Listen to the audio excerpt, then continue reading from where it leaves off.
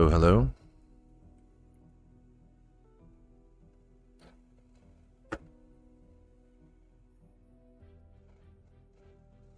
Just cleaning this brush out.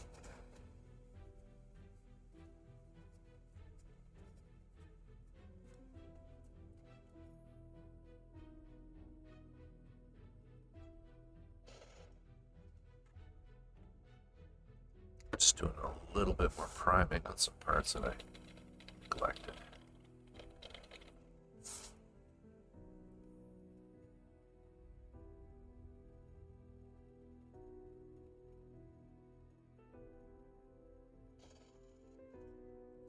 Okay.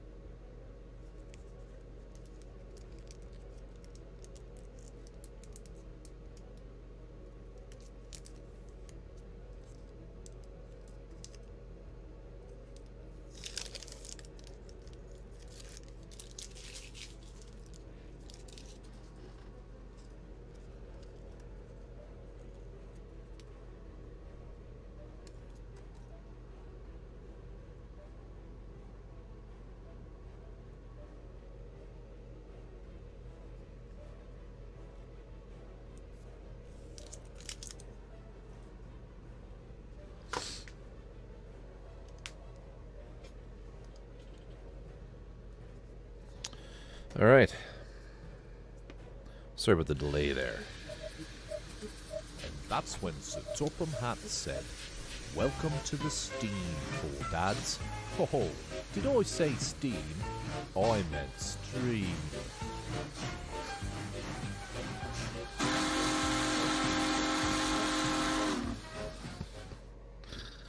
Four Dads, how you doing?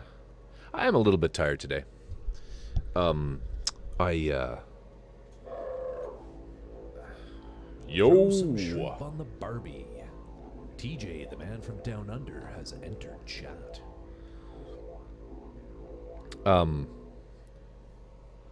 Makes me laugh every time. Unpredictable says hi. Is she streaming?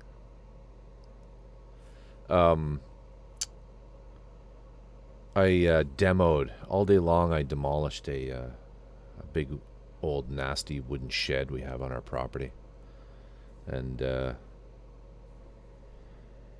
just cutting it up into chunks with the reciprocating saw and carting it off to the dump. Yeah, don't let that phase you. That's just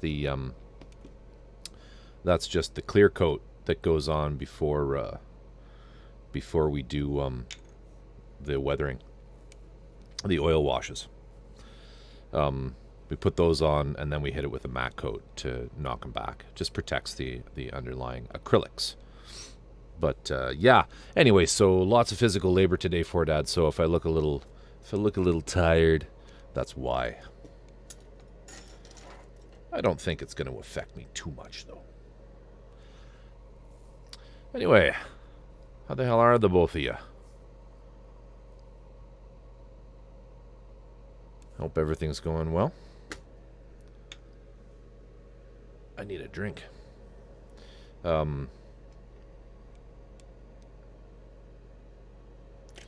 Was just a confused look as we arrived. Right? The confused look is pretty normal. I look confused all the time because I am. Got chat going on my phone here.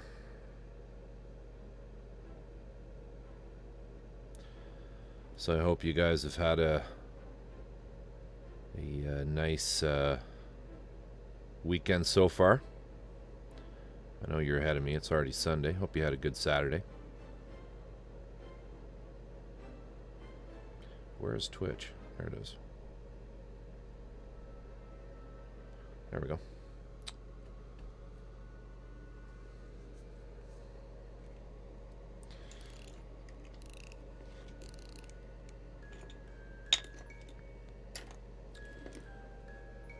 I'm just going to grab a drink. Hey, Etchy Bat. Etchy Bat has entered chat.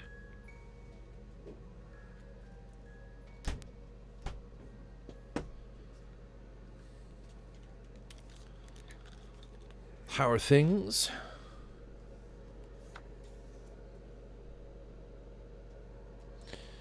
Delivery went perfectly.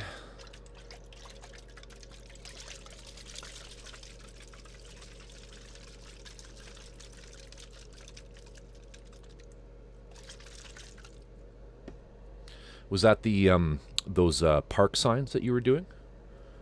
The resin pour, the lettering. Is that what you? Made you think the ice cream can?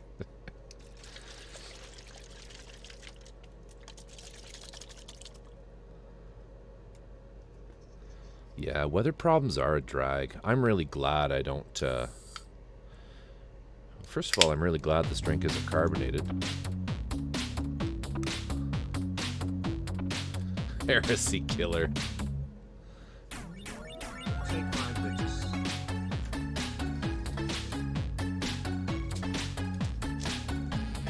Heresy killer, welcome. Welcome. And thank you. Thank you for the bits. Much appreciated. Much appreciated. I hope you're doing well. Hope you're having a great weekend so far. I'd really like to figure out how to get the cat jam emote working.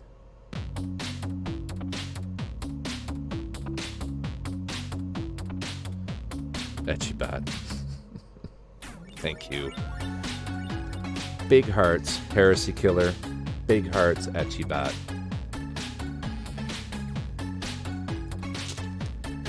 Etchy Bat, 3,300. 3,300 cheers. Bits donated so far. Much love to both of you. Thank you so much. Thank you so much. But I haven't done anything yet to earn that.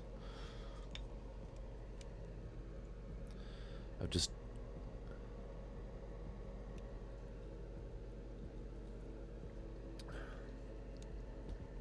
About to spend time in the mountains, so yeah. Better than the date I was just on. Oh, I'm sorry to hear that. I'm sorry to hear your date didn't go well. She just wants to make sure she can keep the train icon. Four Dads clearly covets your train icon. Choo choo. One of my favorite subreddits, I think it's a subreddit, is I'm a train, motherfucker. It's just trains hitting things. You need to enable BT in your chat overlay. How do I do that? Is that a Stream Elements thing? Fix my shit, Etchy Bat. Fix my shit.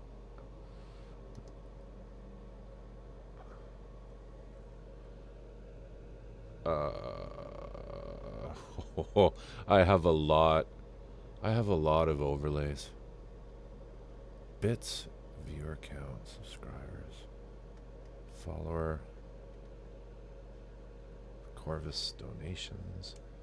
I don't even use half of these.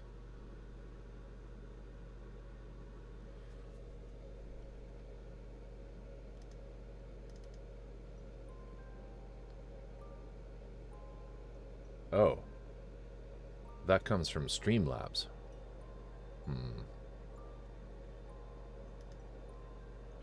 I'll deal with that some other time. It's a literal train wreck subreddit, yeah.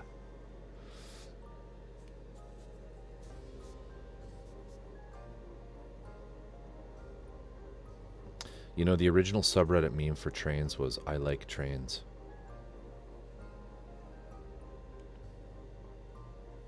Old photos don't mean new. You kind of out of date.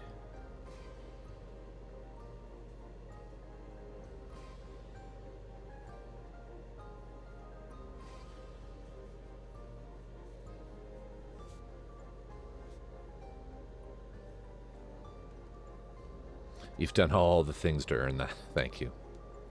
Yeah, I'll have to figure that out some other time, Achibad.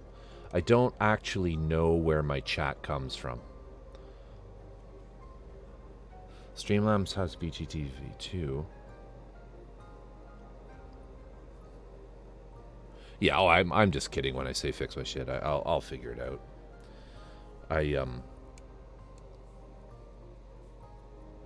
Yeah, I have all the bells and whistles, and don't know how any of it works. Jack. Thank you, Jack.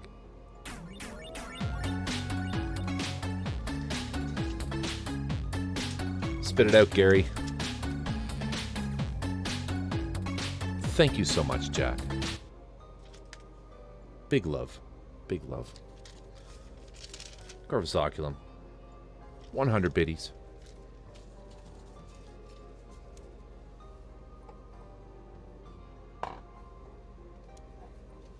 Means a lot to me, everybody. Means a lot to me.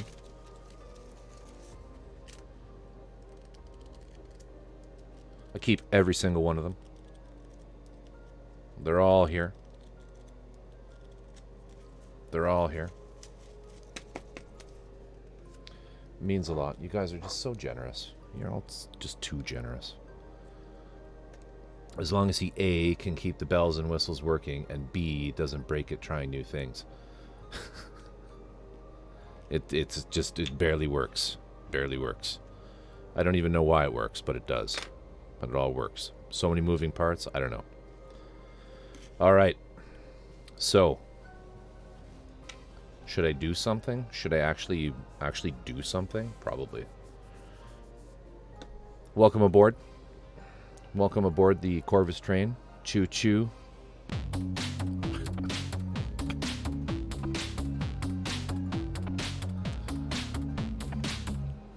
Heresy.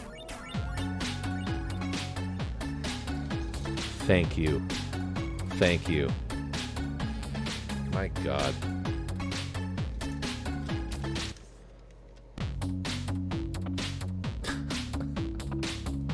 Unbelievable.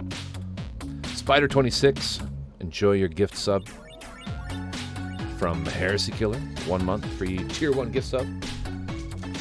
And Daisy Day Day. Also enjoy your tier 1. Thank you so much, Heresy Killer. Love you. Love you, brother.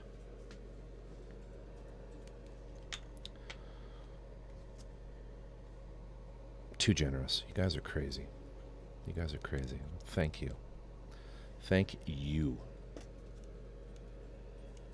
All right, I did physical labor all day, so if I'm fidgety, it's because I'm sore. We did some demolition in the backyard. Got rid of an old shitty shed that no longer deserved to be alive, and we have successfully demolished that.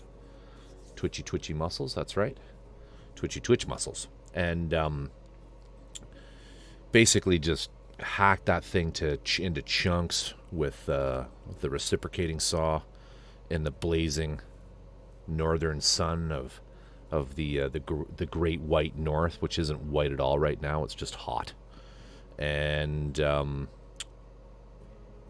we then got. I then had to take it to the dump, and that took about three trips in the pickup truck. So it's good times, but it's gone. And then now we can build a nice one. We can build a nice shed, not a scary thing filled with spiders, which is what it was. I don't mind spiders. I don't mind a spider. In fact, I like there are spiders in here. You know, I got spiders in my workshop. You might even have the pleasure of seeing one crawl across the screen. Not the screen, but like, at the table occasionally. And, I just usually will pick them up and put them somewhere. Unpredictable Artist has entered chat. And this is her badass introduction. Unpredictable. Very unpredictable. Rating with 4. Thank you so much for dropping by. Great to see you. Great to see you. I don't know what it's going to do with that thing running.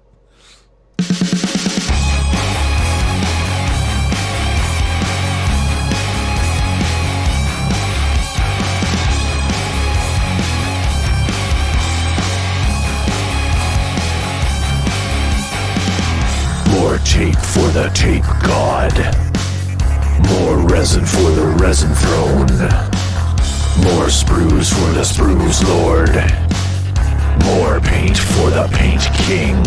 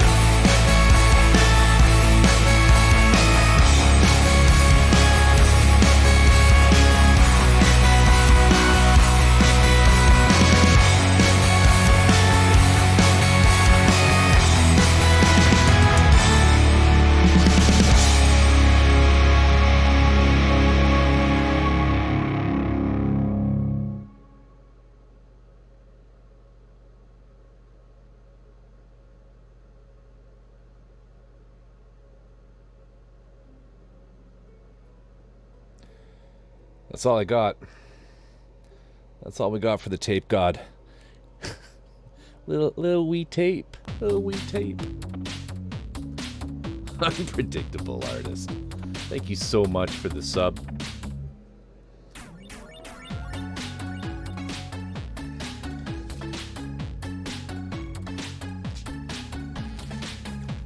Four months.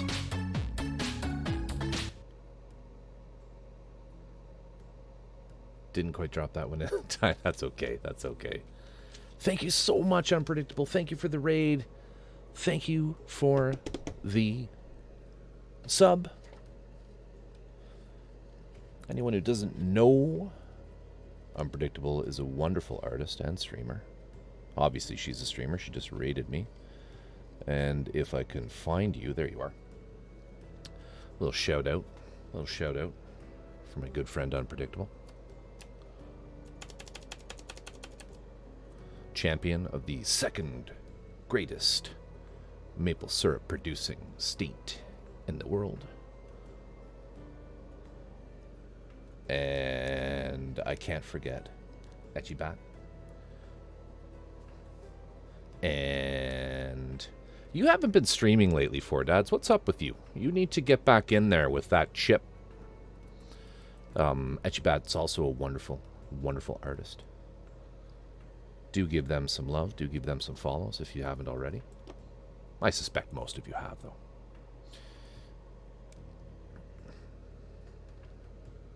And I'll shout out Four Dads as well, who build some big... Four Dads who had the gall to come on Discord and say, you Gundam people are crazy with your purchases. You Gunpla guys. You spend way too much money. As he sits there with his $1,200 Titanic model. Tonight, been way too busy. It's like, okay, that's fine. You see, I work regardless of the pain that I'm in. Tonight we're going to be doing a little bit of the, we're going to continue with the weathering on this. We're going to be working on these pieces that look really, really shiny, but that's okay. Don't worry about it. Don't let it, only $7. Well, I say $750, and that's Australian dollars, right? Because that thing's around, I think, 600 US, right? Or it's 4 to 6. I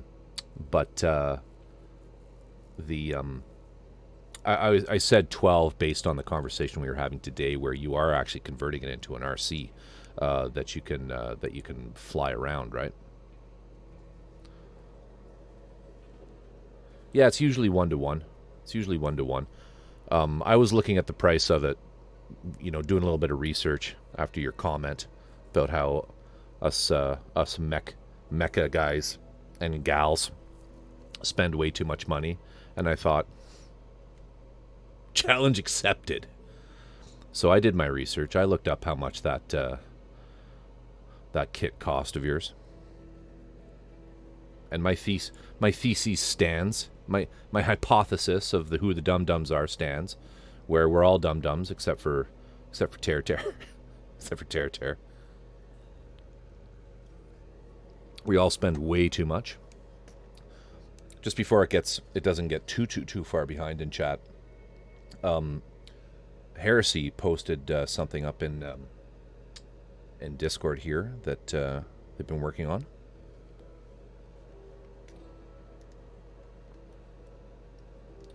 I wish it didn't zoom in quite so much. Let's do this here. Zoom. Heresy, what are we looking at here? This looks like a game piece of some kind for something.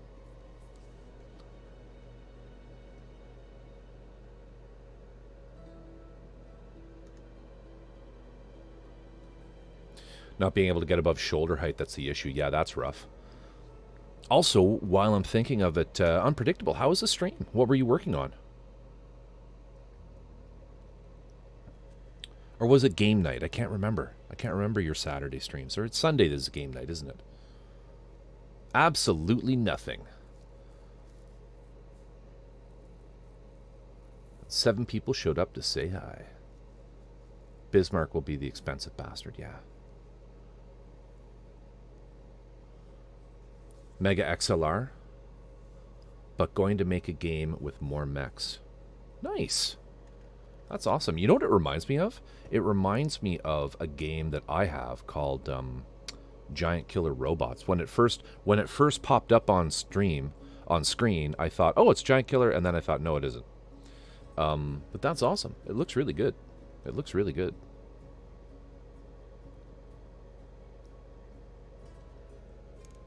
Thanks for sharing. And absolutely, if anybody wants to post things that they're working on, feel free to drop them in chat. Keep it clean, though. As always, keep it clean. Looks like a battle tech. Yeah. Nice work, though.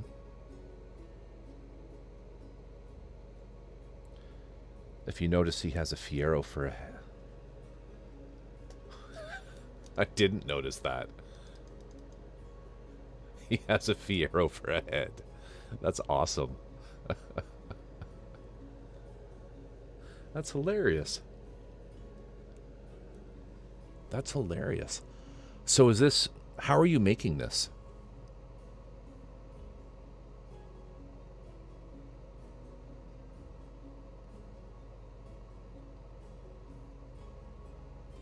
Work in progress on the second model? Oh, okay. Very cool. Very cool. You got...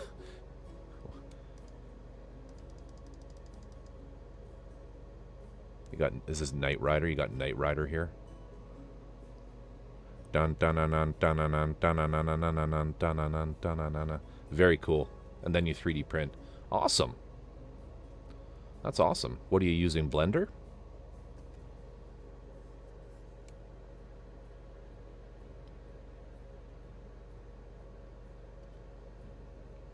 Nice work.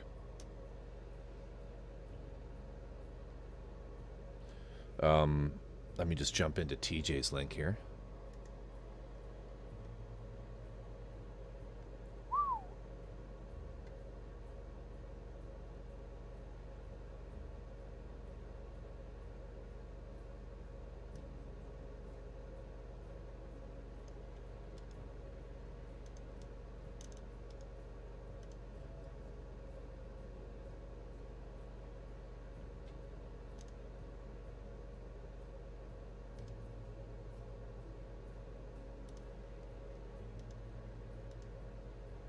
Wow.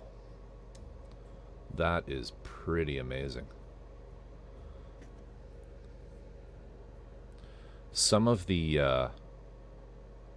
dioramas and the work that comes out of you know, Southeast Asia, it's just spectacular.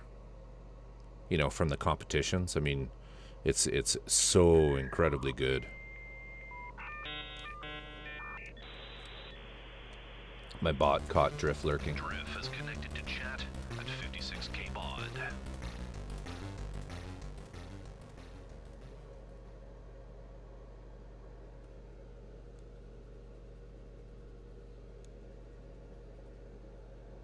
It started right as he started typing. Yeah, it's an amazing diorama. Such good work. Kshatriya is in... Isn't the Kshatriya just in Mobile Suit Gundam? Let me think here. I might have to look it up. It's from Unicorn. Yes, that's the one. Yep.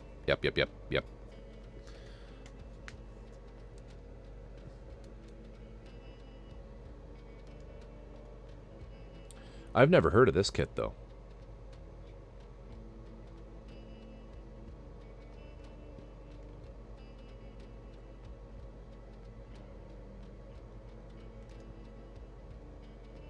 Very cool. I'll have to look into that more.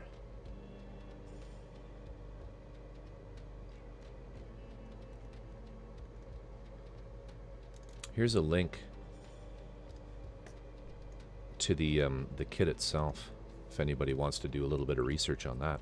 I'd never heard of that Kshatriya. I didn't think there was really anything beyond the high grade that was sort of, you know, bona fide, non crazy ass resin.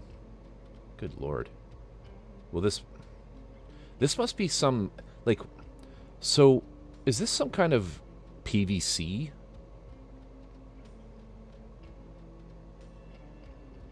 Yeah, I'll have to look into that. Now they're talking about 172 scale G system stuff. Yeah. Wow. Okay, I'll be looking at that. Be looking into that. I'm in awe of how much you know about plastics.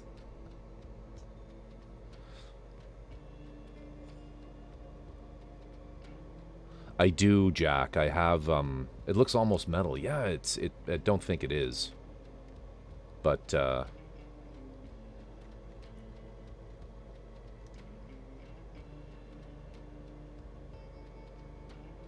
yeah, that's interesting. It's interesting. I'm just thinking, I'm wondering if it's PVC because it's pre-colored. And it's not in runners, you know?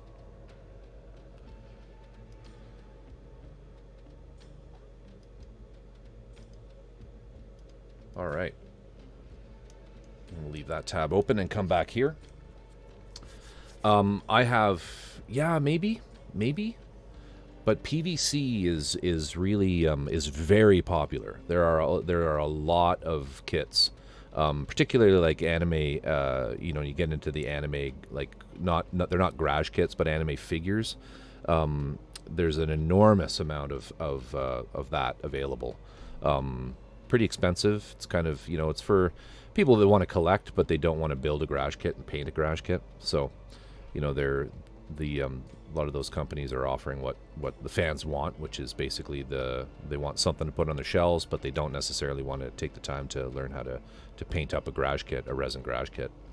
Some of them actually are unique to PVC only. So the only thing that you can get, some of the Wonderfests and some of the cons, is my understanding, is some of this may be apocryphal. I'm not an absolute expert on a lot of that side of things, but a lot of the big recasting companies like GKM and E2046 actually knowing that there are kits in.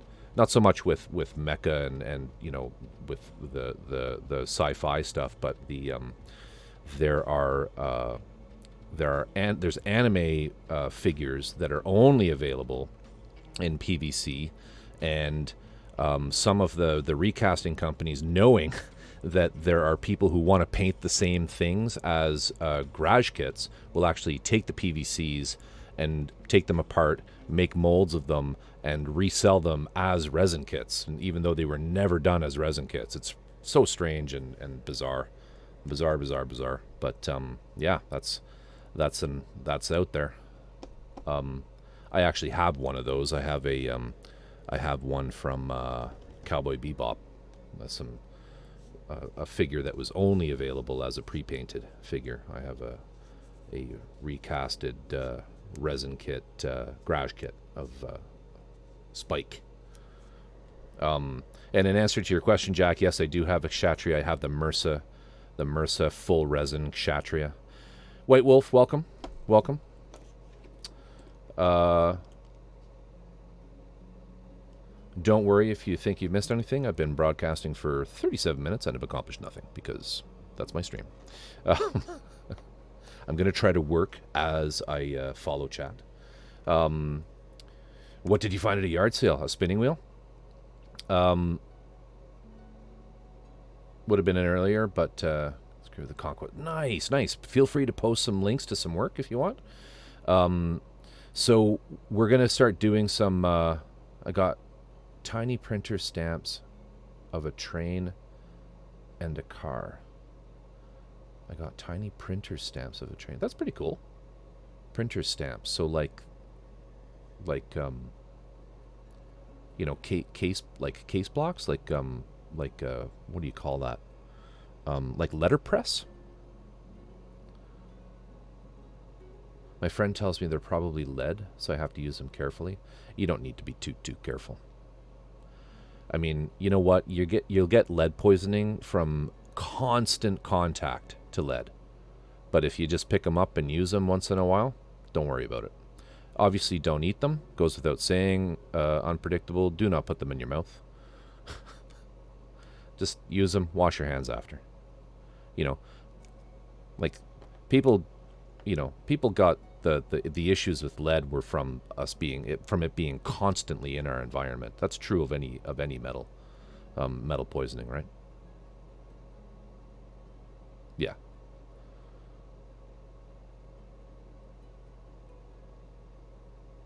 Keep them from places the cat. Yeah, absolutely. Don't worry about the shininess. That is the clear coat I put on, sort of just to lock in that layer. And then we're gonna do some oil washes tonight with some of the 502 Abteilung paints. So I'm just gonna get started mixing those up. And someone mentioned way up in chat something about Monster energy drinks in Canada. Did I miss that? I thought somebody said something about that. That's what these are. You know, you see often in hobby videos and things, people have these little tiny metal pallet sort of containers. Our local hobby shop has them, and they're like $5 each. And so I just thought, that's dumb. I'm going to spend the $5 on some energy drinks that I'll probably have anyway. And I'll just...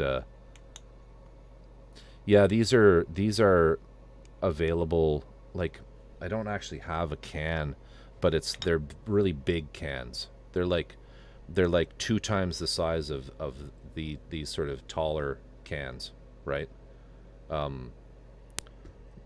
This is the 458 milliliter can size, is like double the size, and they have this little sort of bayonet type lock, caps on them that you just, comes off.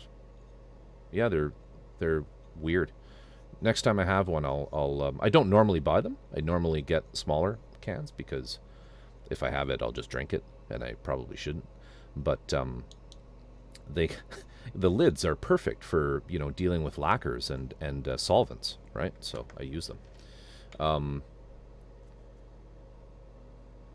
I've spent $4 on a pack of 10 Mr. Hobby ones, but they aren't as deep as those. Yeah, you see, you'll have to let me know where you got those for $4, because I can't find the metal trays for less than like $4 each, which is just crazy. It's like how the hobby shop will sell you unpredictable. You'll relate to this.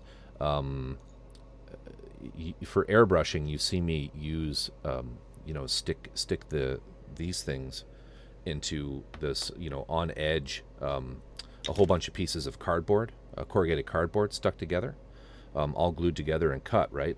So you can stick these in it and they stay standing. These are what you use to clip your pieces to. The hobby shop will sell you one for like $20 or 14. That's maybe a foot by a foot, maybe a foot and a half by 1 foot wide. They're just cat scratching pads, right? That's what they are. They are literally cat scratching, things that you tape to the wall for your cat to scratch, that I can buy at the hardware store for $5 each. But anyway, I digress. So the way we do this, there's lots of things that you can have for washes, and you can buy all kinds of washes. You can buy enamels for panel lining. Still waiting for you to get the taco truck cat scratcher.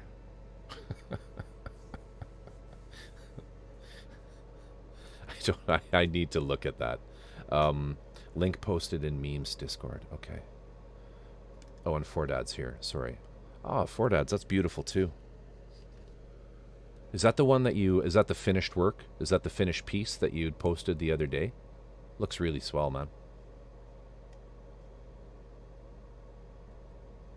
Awesome. Thank you, White Wolf. I will look into that. Beautiful work. Beautiful work. What kind of wood is that, Four Dads? Is it some crazy Australian species? Because they have different trees down there.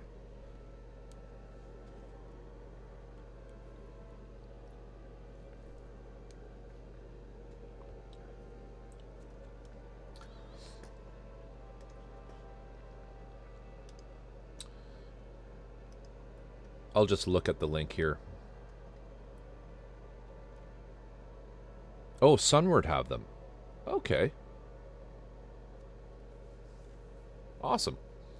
I do buy stuff from them all the time. In fact, Sunward is where I get my Alclad lacquers, because the hobby shop here won't carry them. They give me some bullshit about how it's illegal to mail lacquers. It's bullshit.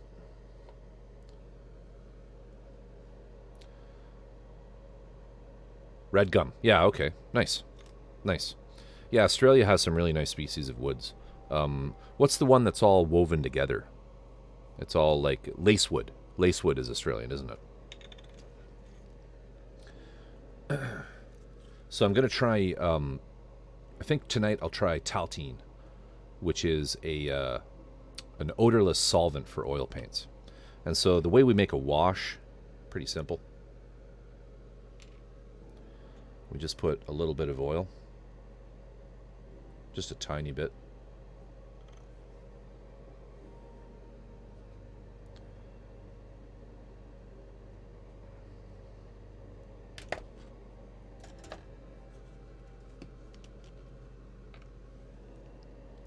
I wouldn't know where to get the taco box. Oh, get a cardboard box and cut it out and glue and tape. It works. Get a cardboard. Yes, it does, Jack. It does. But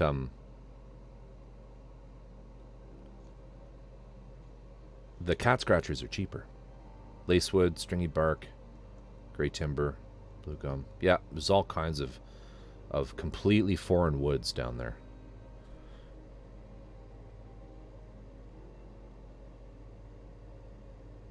So then we're putting a lot, that's about 2 milliliters. You see, we don't have Target up here anymore.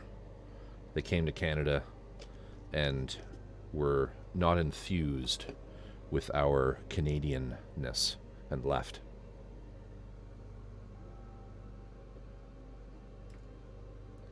Now we just need to find a brush to mix this with. We did for a little while, only what happened was they couldn't compete with, they thought they would come up here and, I don't know, I've heard tons of stories about why it failed. A lot of them I think are probably pretty apocryphal. But the rumor I heard was that they misjudged the amount of logistics necessary to deal with the import-export, like the tariffs that Canada applies to goods coming in from the States. So they thought that they would just be able to just ship their American warehoused goods up here and just resell them. But of course, you know, you're importing into Canada, it's going to get taxed, and so they couldn't offer the same low prices as was in the States, and they couldn't compete with Walmart, and Walmart's everywhere up here. And so they just said, you know what, this isn't working, and let's just close. And so now Walmarts are generally going into all of the stores that all of the actual locations, for the most part, that Target were in. At least here in my neck of the woods, they were. So that little tiny bit of oil, we just we put in a whole bunch of solvent, and we're just stirring it in and making sure it's in there. Jack, you asked, does it have to be oil paint? I mean, I would say yes. I don't know how well this would work with an acrylic paint. It works very well with oils.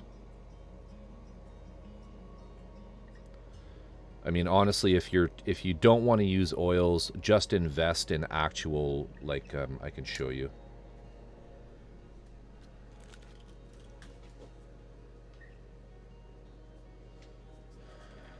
I think they're over here.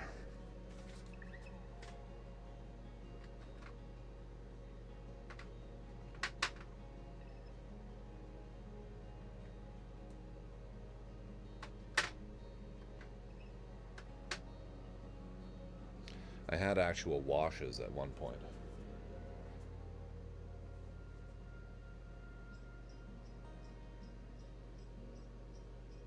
There we go.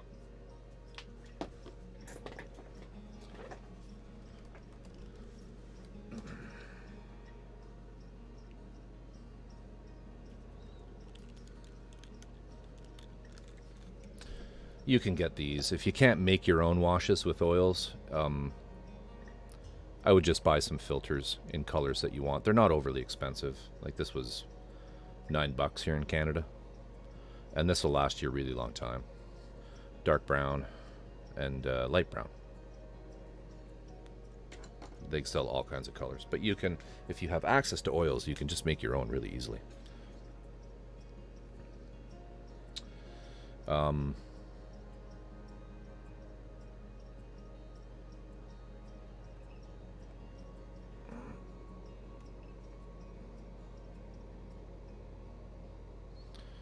They thought we would be like, oh my fucking God, it's Target. And instead we were like, where's the product and why is it so expensive? That's exactly what happened.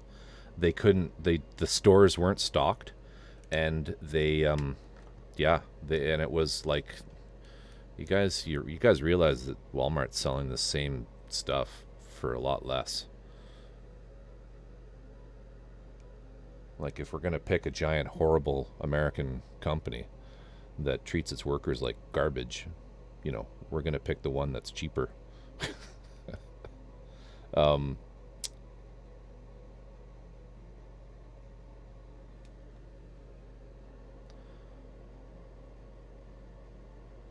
10%. Oz is doing the exact same thing. We've had all kinds of duties and taxes on everything for a long time.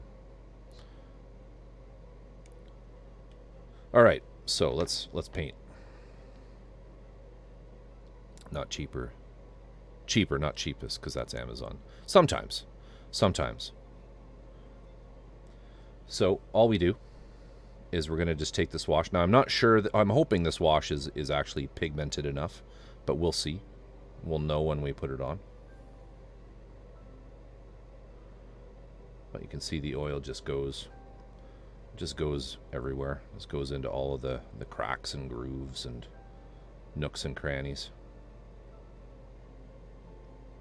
And I usually like to just put it on pretty heavy at first.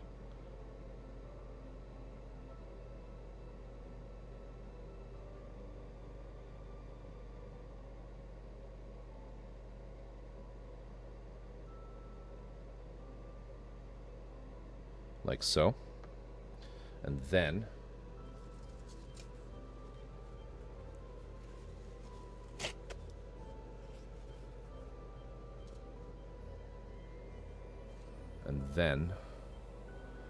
wherever it's really pooled up, I just wick it back out with the brush. Just in the interest of it not taking forever to dry. I don't know why I put it back in the paint.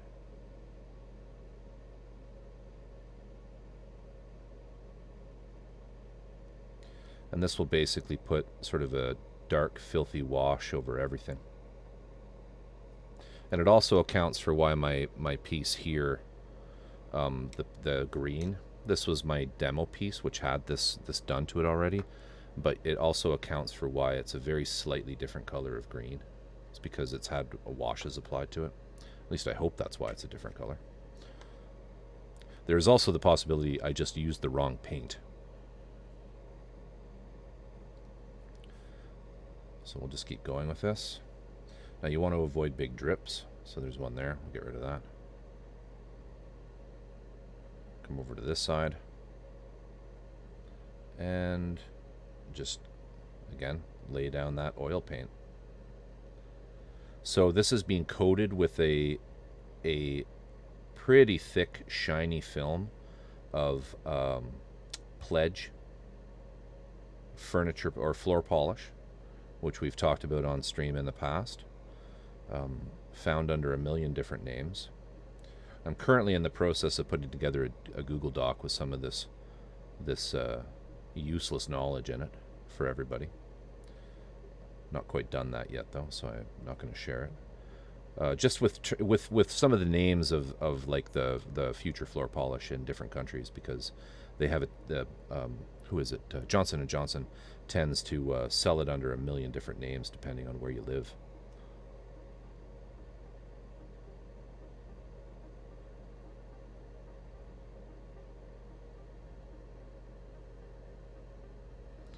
All right, let's put this on a stake.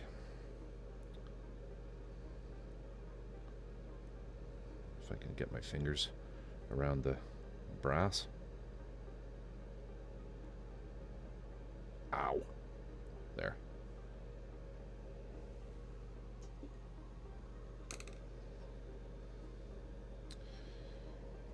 Oh, I'm just going to have to touch it. There we go. All right, we'll do the next one.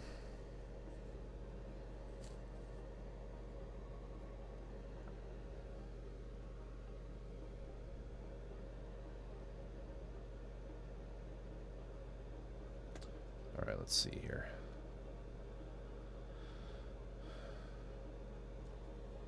Chat's just cooking tonight.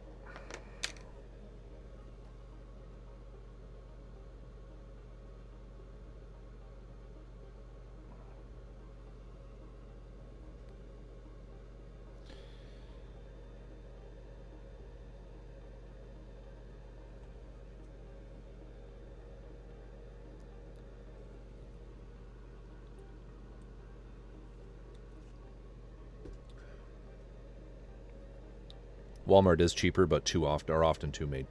We don't buy any clothing there. More for just staples and things.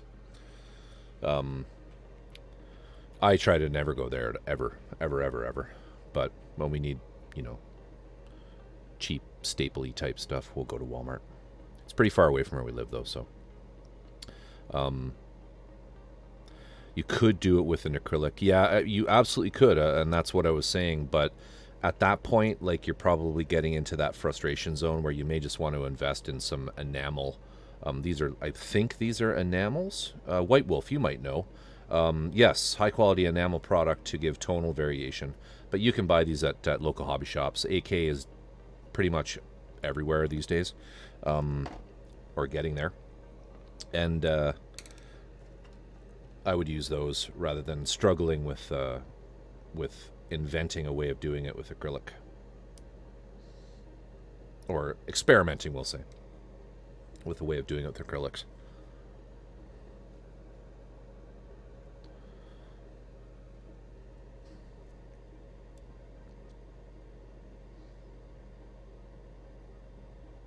I really wish my club would let me make smoke cookies. You'd probably have to do it more as a patina. Yeah.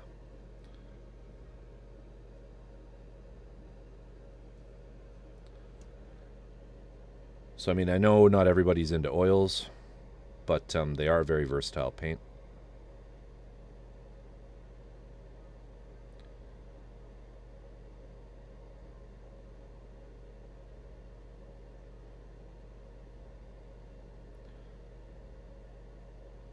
There's a reason they've been around for so long.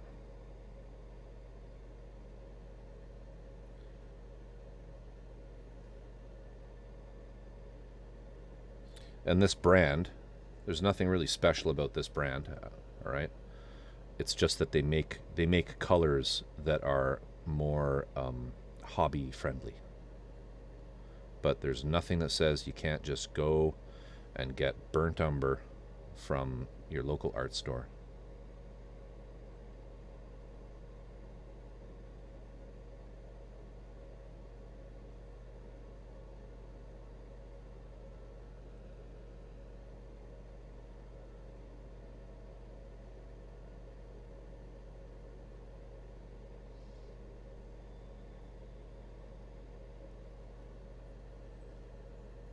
Do you see that drip? I'm putting on a lot because I want this overall kind of film of filth on this. And then I just dry out my brush and I wick any big puddles back up into the brush.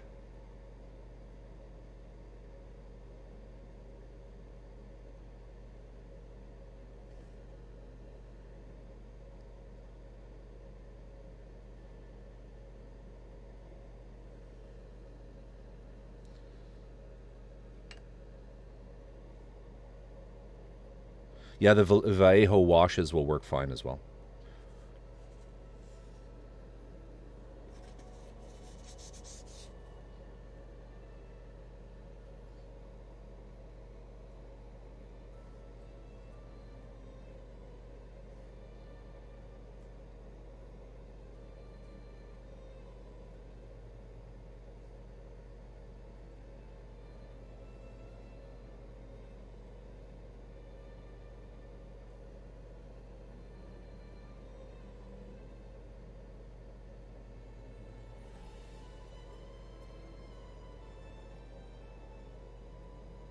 That was interesting stuff, Etchibat, about the painting of the ball-jointed dolls. Thank you for sharing that.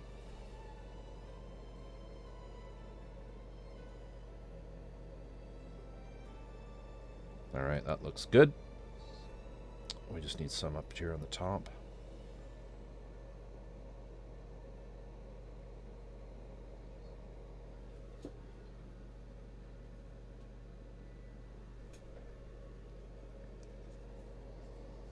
Yeah, thank you for sharing that, because I was confused when you did the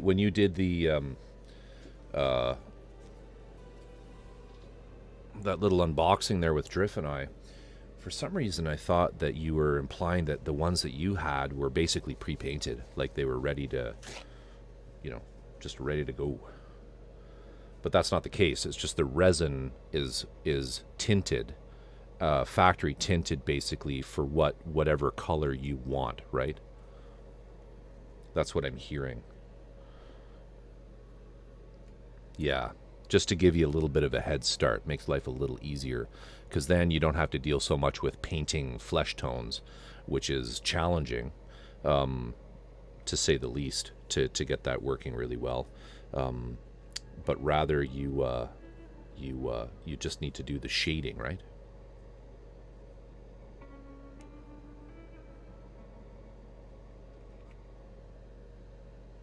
Okay, on to these guys.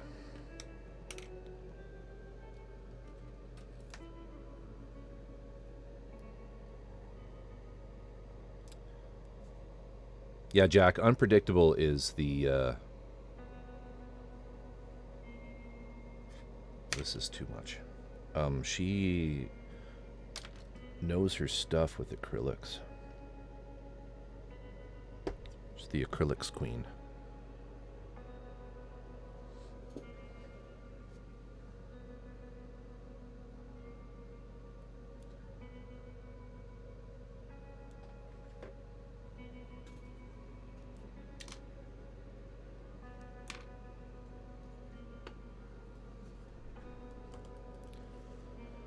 Four dads, no worries.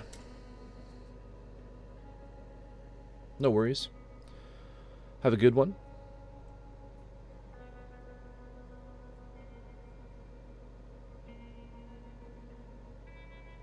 All the potential chipping with constant posing. Yeah.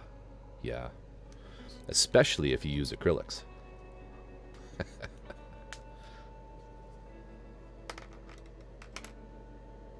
Be here in the interim.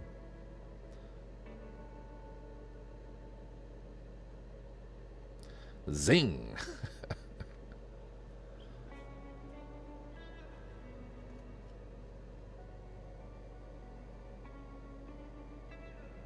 All right.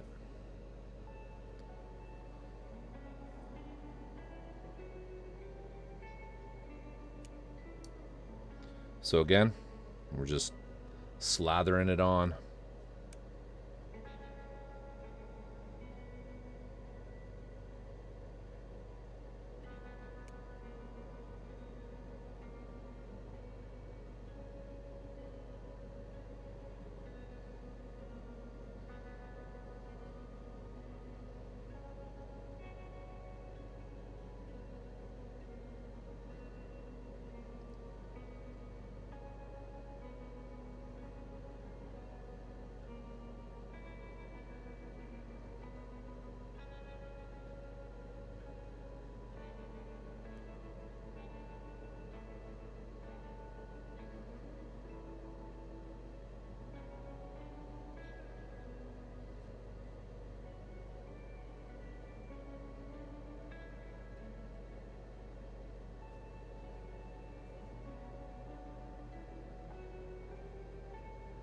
Getting nice and dirty already, yep.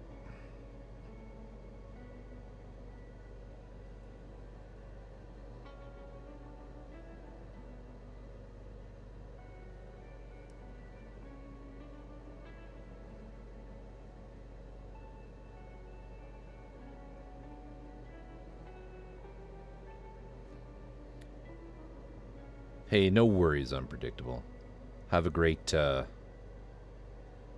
sleep. Thank you for the raid. Thank you for the sub.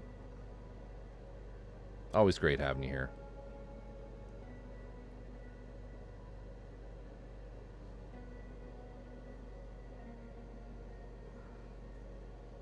All right. It's looking okay. Maybe some here. You know, these are the feet, the platypus feet are on the ground, right? So they should have a fair amount of dust and dirt. This is really only the beginning. Well, the chipping is the beginning, but what we'll do next is these oil washes. And then we'll also go in with black panel lining oils to bring out the really dark areas. Then we will we'll continue from there and just get it really grimy. Really grimy.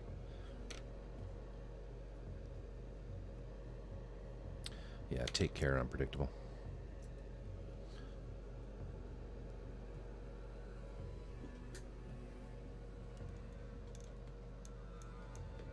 Big reach. All right, I need one more clip here.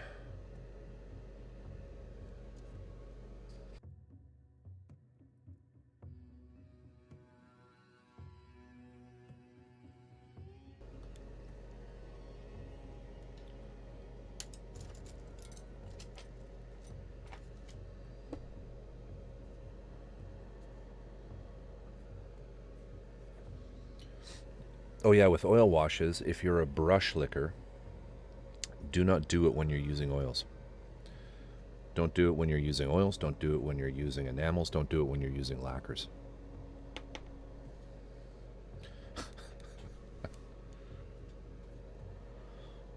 Don't do it when you're using any kind of alkyd paints.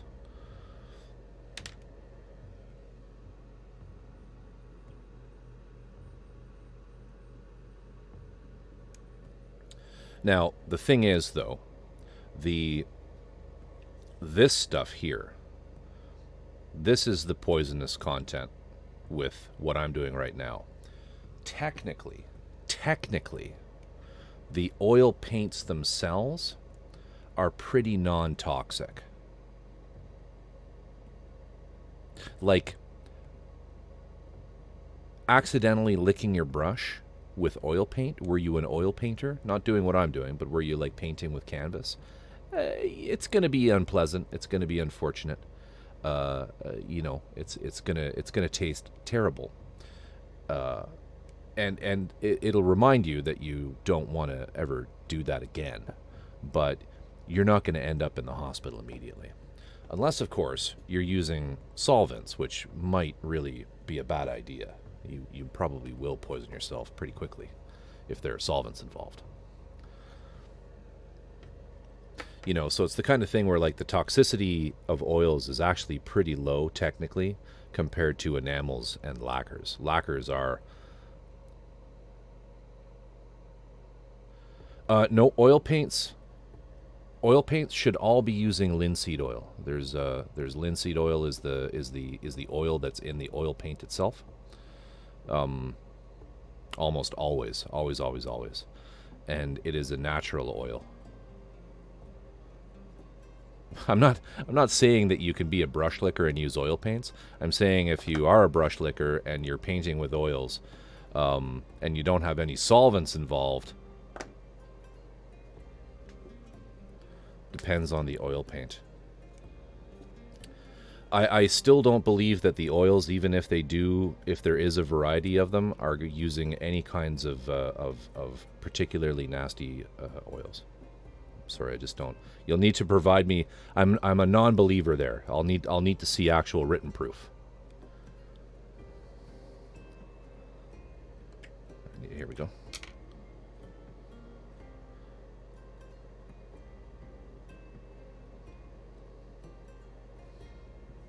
Well, again, there you get into the subject of heavy metal of metal poisoning, right? Which is something that's going to occur over a long period of time. Okay, I'm not saying it's okay to consume oil paint. I'm saying if you accidentally consume some oil paint that doesn't have solvent in it, you're not going to have that much of a bad time. If you accidentally consume lacquer, the base for the lacquer will immediately start attacking your nervous system, especially if you continue to do that. And in an aerosolized format without a spray booth or absence of a mask, lacquers will damage you in a fairly short period of time in maybe a noticeable or maybe an unnoticeable way currently, but that damage will happen. That's all I mean in terms of toxicity of paints.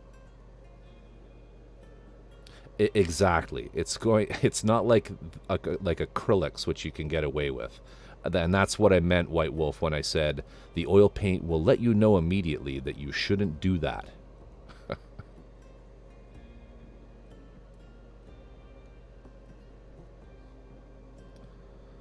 That's right, Four Dads. And damn, that's the other thing with solder too is because I do a fair bit with electronics, lead-based solder. Ugh, the fact that here in Canada at least it's harder and harder to find solder with lead in it, you know, like Kester solder and stuff like that.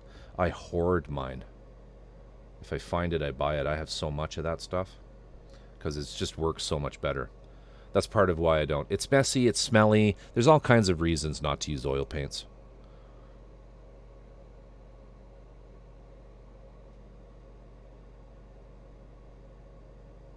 In fact, like unpredictable, I would probably say that Haunted Miniatures is raiding me. Hello, Raiders. Welcome.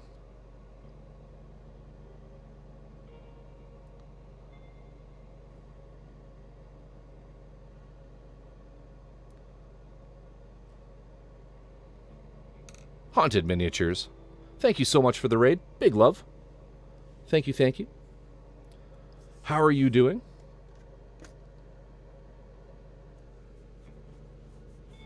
How are you doing? I hope your stream went well. Hope your stream went well. Howdy do.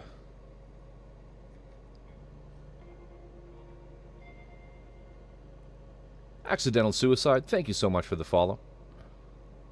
My notifications are all messed up. I need to fix that. Haven't gone 3 hours over in a while. How are you doing? Welcome.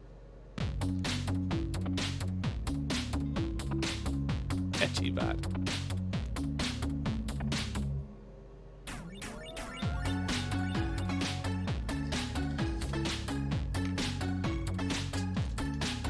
Etchibat with the tier 1 subscription gifted to Haunted Miniatures. Thank you so much, Etchibat. Thank you, thank you. Big love as always. So generous. Let me just finish these toes. We're just doing Raiders. We're just working on an oil wash right now, giving this guy some grime. And I'll just put this down once I make sure I get everything. See, I keep missing little bits. I think I did that one already. That's looking good. All right, so let's just put this guy away, and we'll have a little chat here.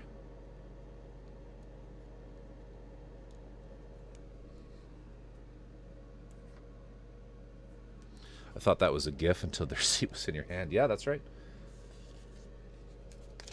That's your ticket. There it is. Corvus, Oculum, Haunted Miniatures. Proof of what just happened. Welcome. For those of you who are not already, please do go and give Haunted Miniatures a follow. It's a shout out for you. And yeah. What were you Oh, here we go. Here we go.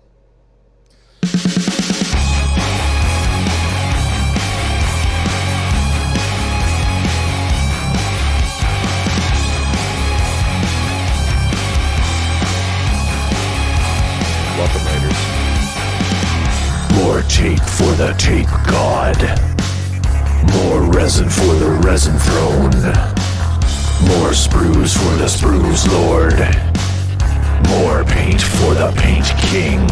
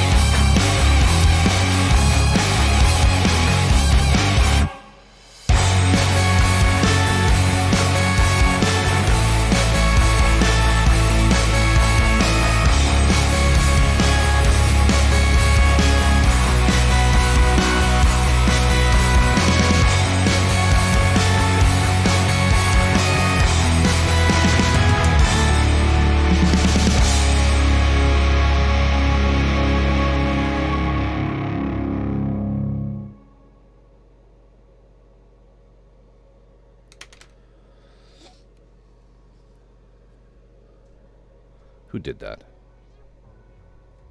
Etchybat. Thank you. Thank you for the redeem. Sorry if we blew any eardrums there, Raiders. My regulars really like my more tape for the tape God reveal reward. And unpredictable, you're supposed to be in bed.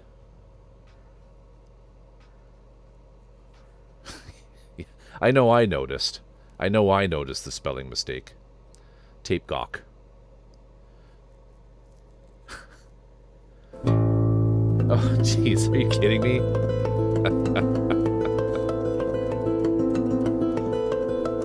Okay, so backstory, Raiders, just because I do actually paint stuff. I do stuff on the stream, but we did a Ren Fair, and I remixed, sort of, so to speak, the more tape for the tape God redeem into this one for Ren Fair specifically.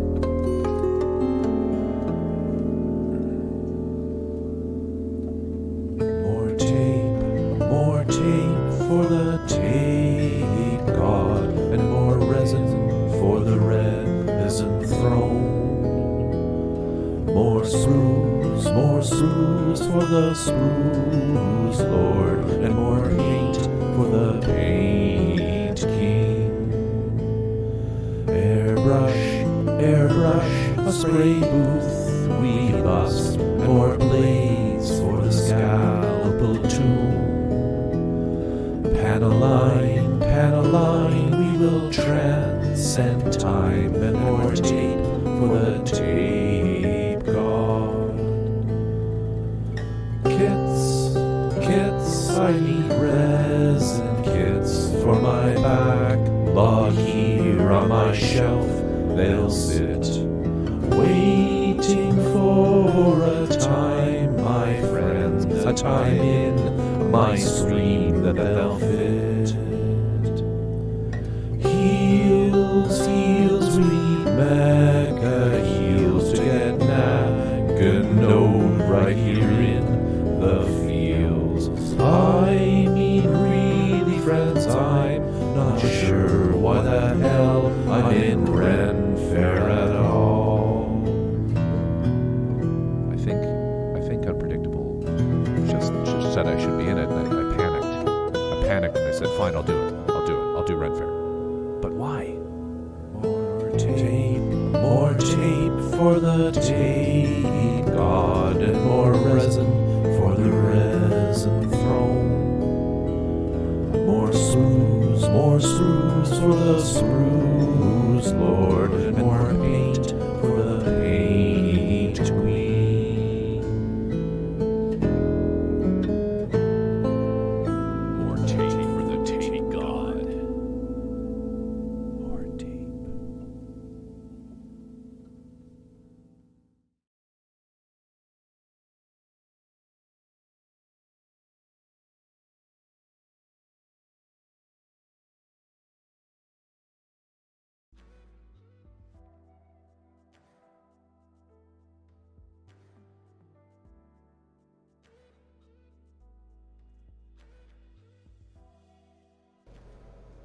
You're not banned. You're just wrong. You're just wrong. So those are both in cooldown. No more shenanigans. Don't worry. But I never actually ban you because you're allowed to like different things, even though it's wrong. You know, everybody has personal tastes. Those tastes might be wrong, but it happens. It happens.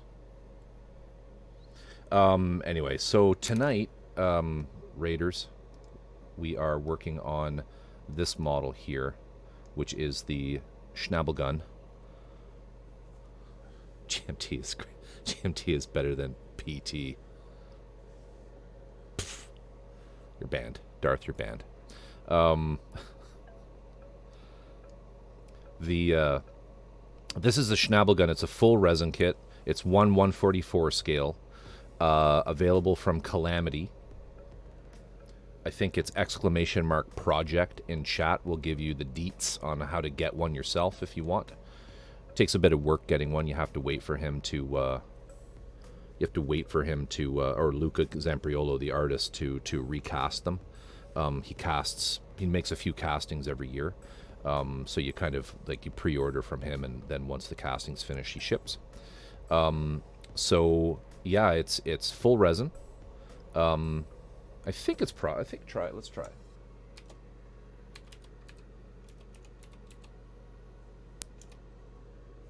Yeah, there you go. If anyone wants to have a look at the actual creator of the project, of the product, sorry. I will warn you though, if you're using a modern web browser, if you're not on Netscape Navigator or something, his website Kallamity.com will throw an error on the security certificate. The security certificate, excuse me. Don't worry about it. Just proceed anyway. You're not actually, even if you did want to purchase this, you can't actually do that through his website. You have to email him, and the transaction happens on PayPal. So don't worry about the certificate being invalid. But anyway, yeah, that's the Schnabelgun. And let me just bring up the reference stuff I have here for it too, because it's always fun to look at. I use a program called PureRef to your logo was so dark I thought you were offline. Oh, I don't know. That's weird. My logo is very yellow, so let's see here. I don't have it open.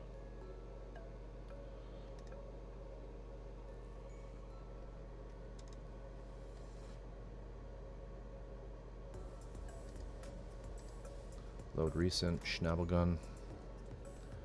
Oh, the Raven. Yeah, it is. I might get somebody to fix that a bit.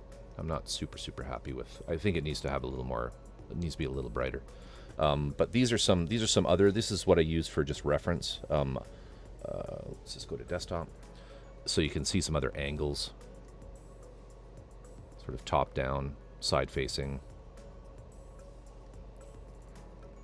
Oh, I could do that too, Haunted Miniatures. Yeah, I mean, I just have to find the time. But thank you for offering.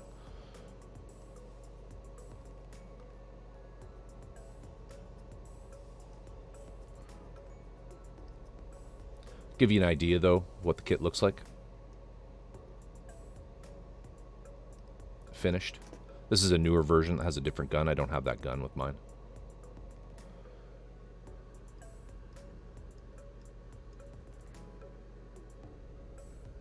Yeah.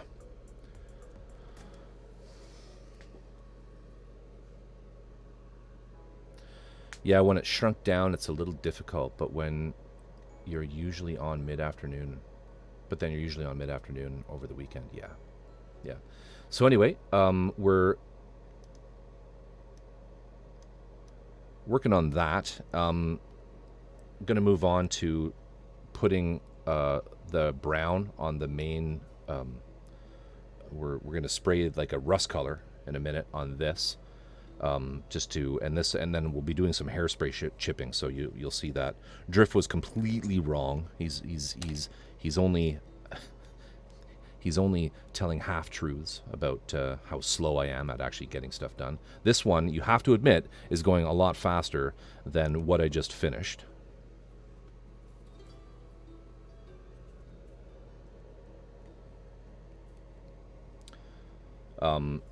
So what you see here is actually two pieces of resin that are pinned together. These pieces here are not resin. This is a spring, a large spring that was added in by myself with some A's epoxy work sculpt to make these cowlings so it fits nice and tight. And then these are poly like Plastistruct rings that we put on. These are going to be painted green and chipped. So that's likely what we'll do right now. I just need to find something to stick up its robot bum here to hold it. Let's use a piece of brass.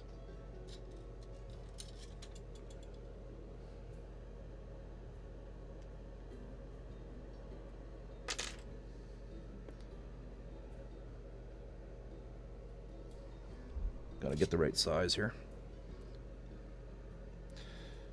What's that for, Dad? It's going to be weird in 2 weeks. You'll be online whilst I'm spending time with my brother and his family. He's a mecha nut of our family, but doesn't watch Twitch. Well, then you have some homework to do for dads. Because look what he's missing. Look what he's missing.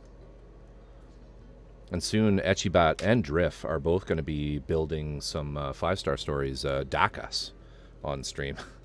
I'm sorry. I can't help myself. I can't help myself, you guys.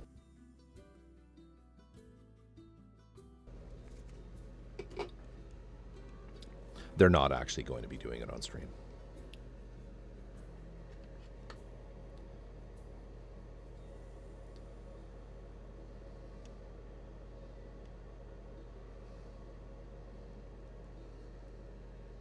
I put a small vid on Discord of my mech. Okay, we'll have a quick look at that, and then we're going to airbrush.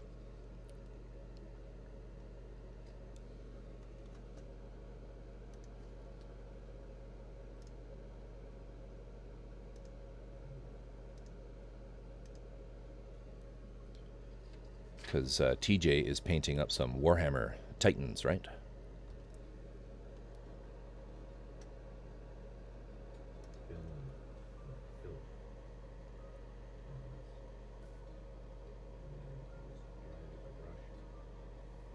Really great work, TJ.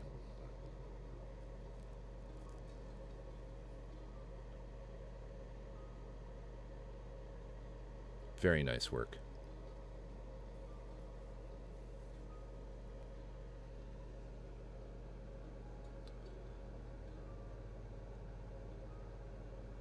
Lovely.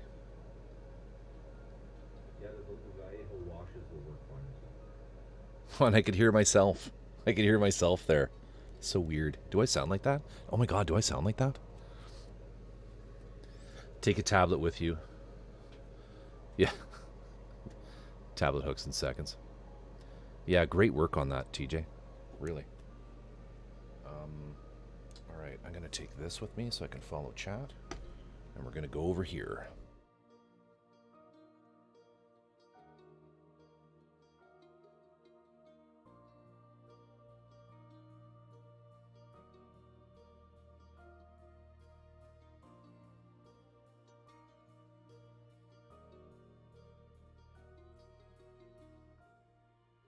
Did you go too far on the weathering?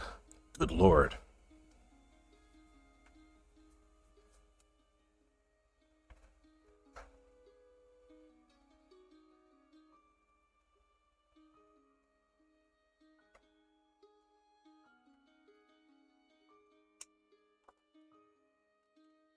All right. Okay, we can see that. All right, so it's black. Just going to put some mahogany down. And for this bottom rust layer, I'm just using primers. It's a black. This is Mr. Color black primer, Mr. Color brown primer.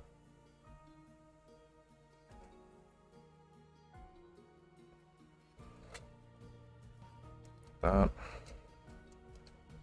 mix.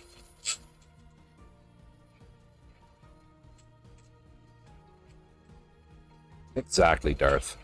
Exactly.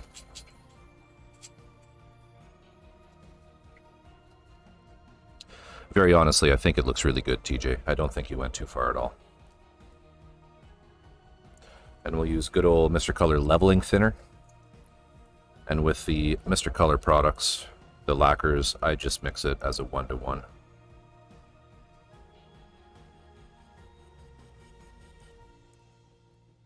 The etchy, you'll be happy to know I'm busting out the harder and steam back for this.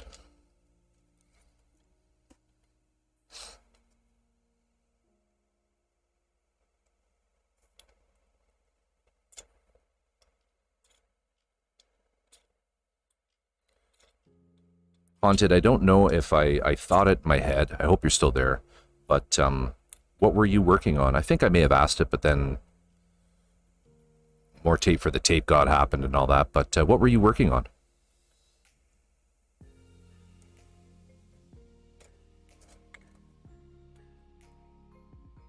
And can you share some pictures?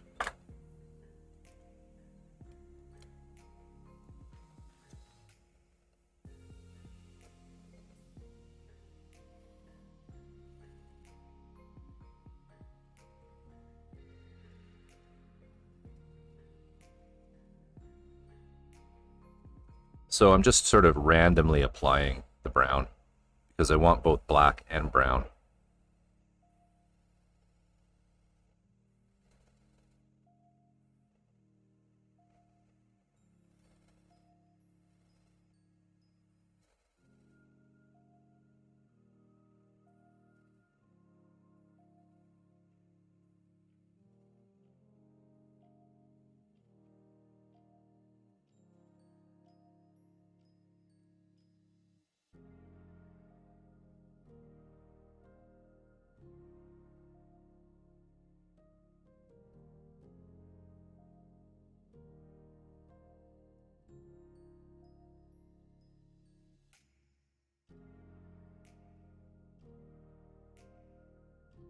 Okay, so we'll just pin that. Be right back.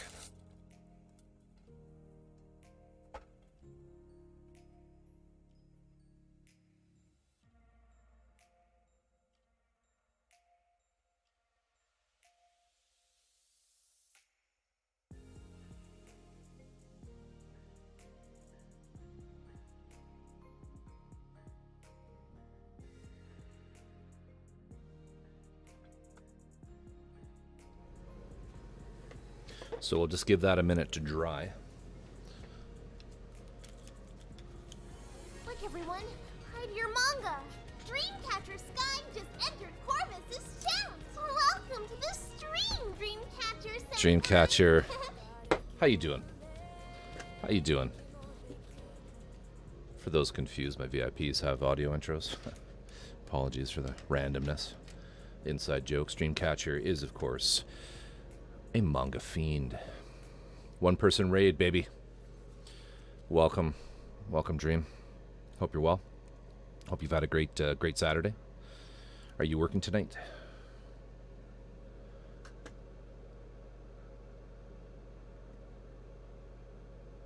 I'm in a bad way. There's another sale. Oh, man. Oh, no. What are you going to do? What are you going to do? You're going to buy more mangas, what you're going to do.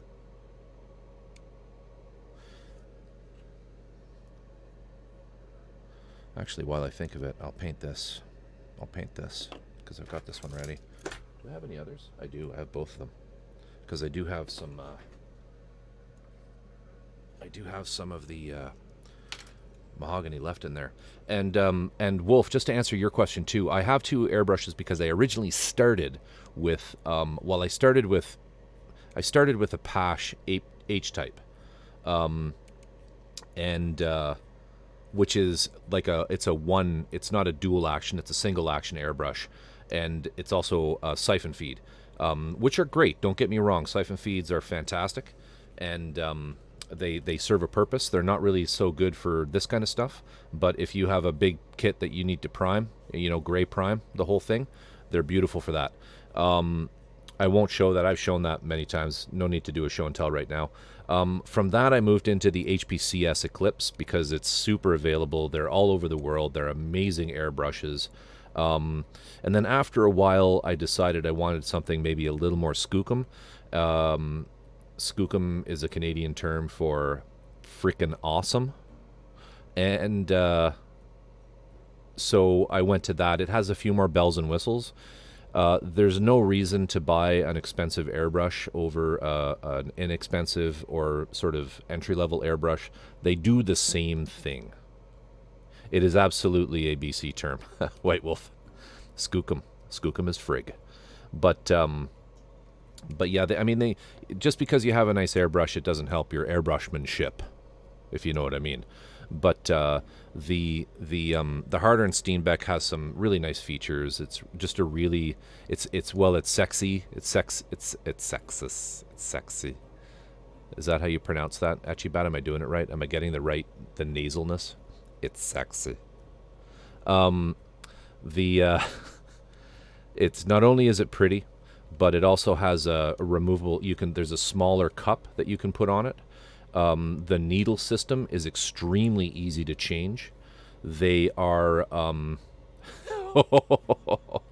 Darth. That's hilarious. That actually came up like 3 chats ago. but yeah, they're great. I mean, and they're also they're German. They're well made. They're just really nice. Kind of like when you have some disposable income, you're good at airbrushing. It's kind of like you kind of say to yourself, "I'm just going to get one of these." Yes, exactly, Vince. Like, there's a better airbrush doesn't make you a better painter. Period. Buy the $100 one. Get the HPCS. I mean, those things are built like tanks that last forever. But when you spend more on an airbrush, you just get a few nice little things that help. That you don't need, but they'll help. And there's also maybe some more common sense engineering in it. Like the Harder and Steenbeck is a dream to take apart and clean and put back together. It's super easy to do, whereas the Eclipse is a little more.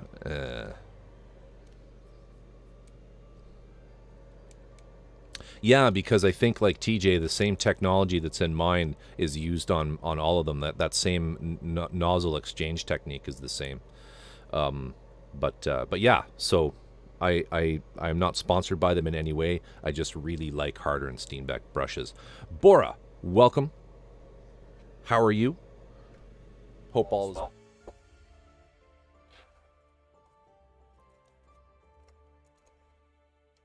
Let's just put a little more brown on these.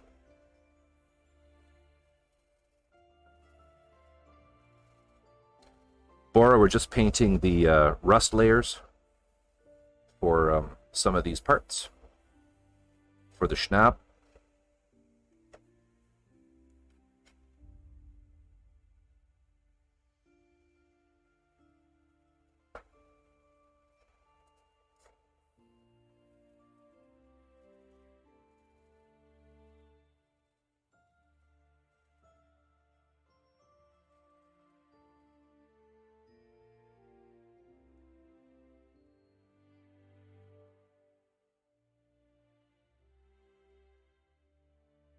That's good.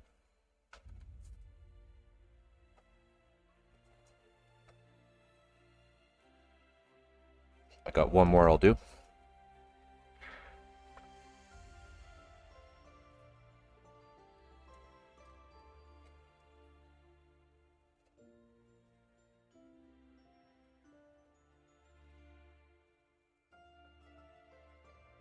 That's good.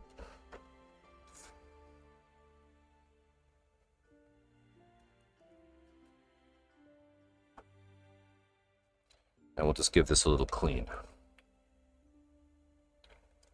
This is just hardware store lacquer thinner.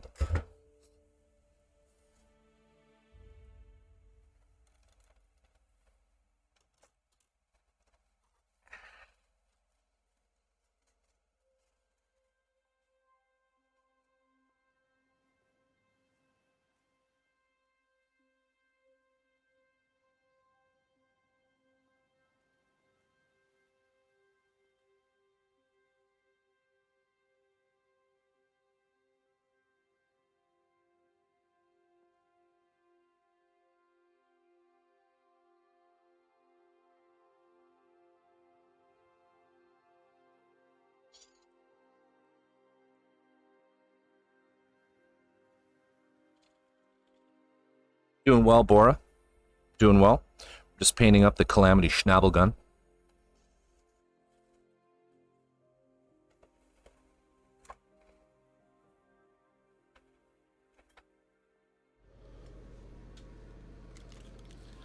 My compressor just kicked in outside. What you working on, Bora? Anything good? Got anything cooking?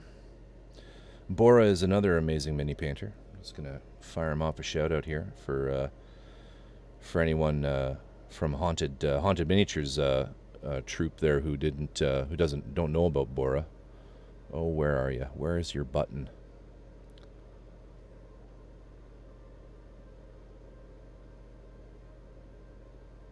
There you are. Does amazing work.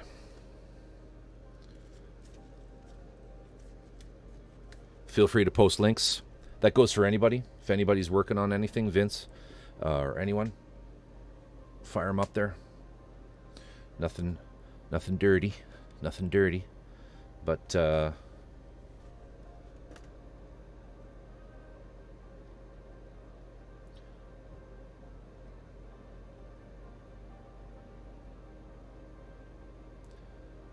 Bradik, thank you for the follow. I don't know why the sound isn't working on my my notifications for follows, but thank you for the follow. I appreciate it. I am gonna do something special when I hit 200 followers. I haven't decided what that is yet. Might be a giveaway. Might be, I don't know. I don't even know what it's gonna be. But welcome, Bradik.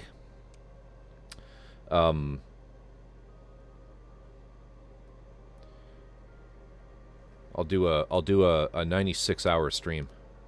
I'll do a hot tub mini painting stream. We'll put ourselves up in that new hot tub channel. We'll have 1,000. We'll be partner in no time. Actually, I don't know if you guys know Warlander TV. He does miniature tabletop terrain. He actually did a hot tub stream. He did some painting in a hot tub. It was funny. Oh, wow. Check this out, everybody, if you haven't clicked the link already. This is what Bora is currently working on. Lovely 3D printed mini. Or not mini, I should say. That's amazing. That's amazing. Is that... What's... if you don't mind me asking, what's the source of this print? Is this off of a Patreon or she's not a little large, she's just large enough.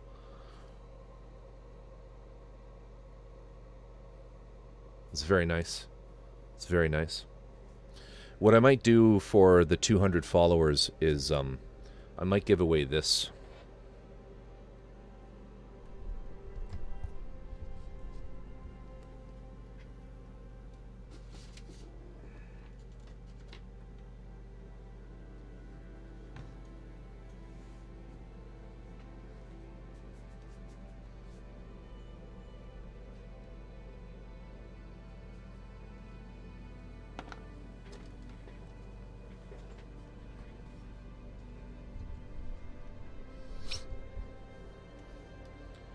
It's a mini from my mini factory. Cool.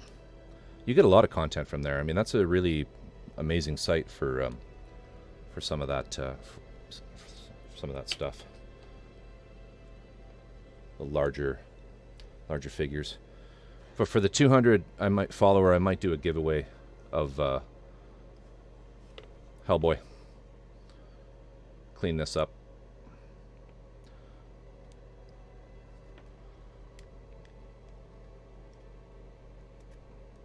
Because I'm probably never going to paint them. Both heads.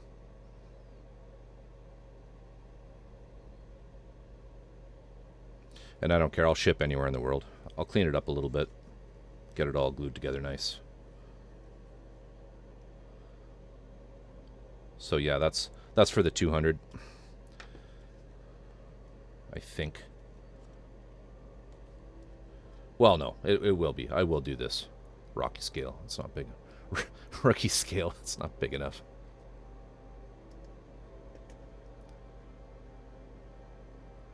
Rocket scale. That's not big enough. Oh. Wow, look at this. That's an amazing effect down there. How'd you do that?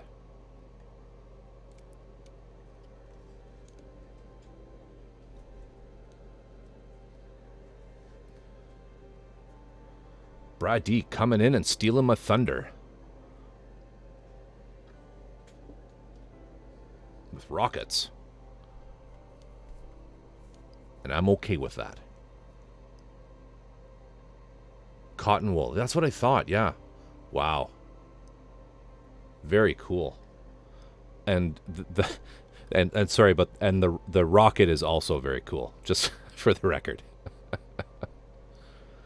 But you know, it opened like this and I scrolled down and that's what caught my eye. That's amazing. That's amazing.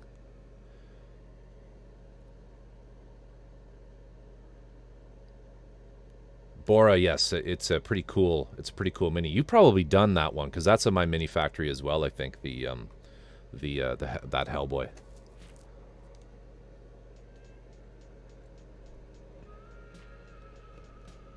All right, let's keep going here.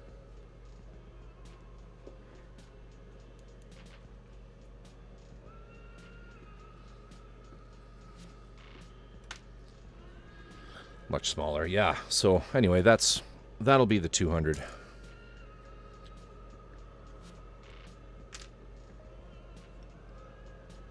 But we got a ways to go. Only 152 followers so far.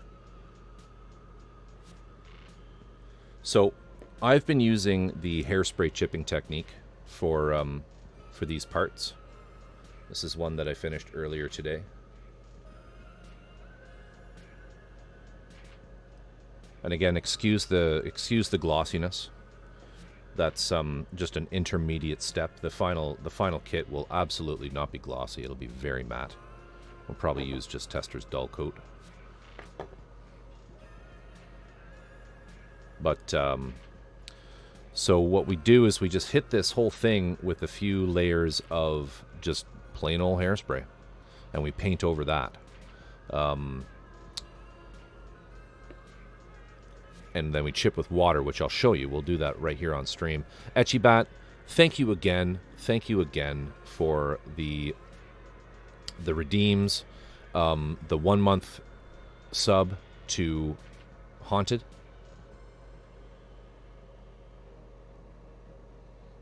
And the biddies.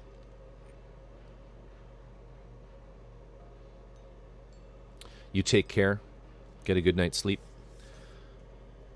Hope to catch a stream or two from you next week. Are you gonna just continue with the Lego, do you think, or are you gonna get back to the big Baba Yaga hut, which I'd love to show a picture of? I don't know if I don't think you've posted any photos of that on Discord. But anyway, Etchybat's working on a huge Baba Yaga tabletop piece that's it's playable terrain basically, but it's super cool. Anyway, have a great evening, have a great week. Lego for a couple more streams till your brain gets back to me. Nice. Take care. Thanks again for everyone. Loot Studios Hag Hut, that's the one. Take care. And we'll see you on Discord. But and that's the other thing is maybe we'll talk to you tomorrow during the we are doing the Gundam Thunderbolt movie watch party on our Discord tomorrow at 2 p.m. Pacific Standard Time, or at least I am. I will be on there watching it myself, and anyone else is welcome to come as well. So we're going to hit this with 2 coats of hairspray.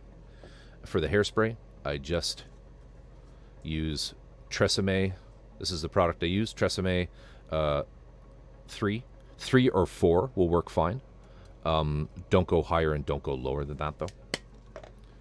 So I can't really show you how I spray it, but I just give it a good coat, not a good coat, but a light coat, and then I dry that with a hair dryer, and then I do it again. I mean, maybe you can see me do it here. I'll try to do it here. Yeah, so just like this.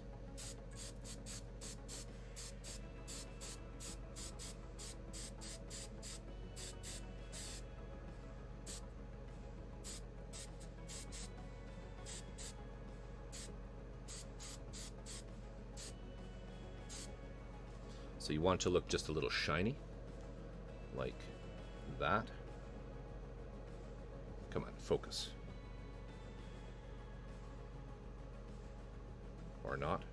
There we go, like that. And then we're gonna hit it with the hairdryer.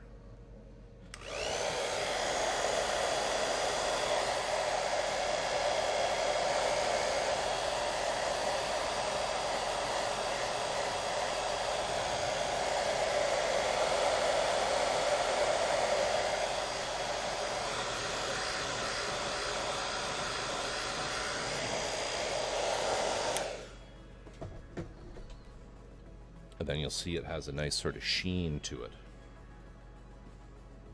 But it doesn't look wet. All right. And then we're going to do it again.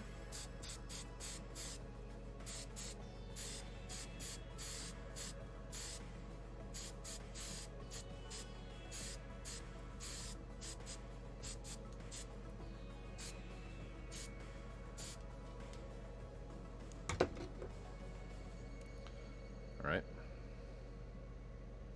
And then we'll just use my wife's hairdryer, which I stole to use on my beard.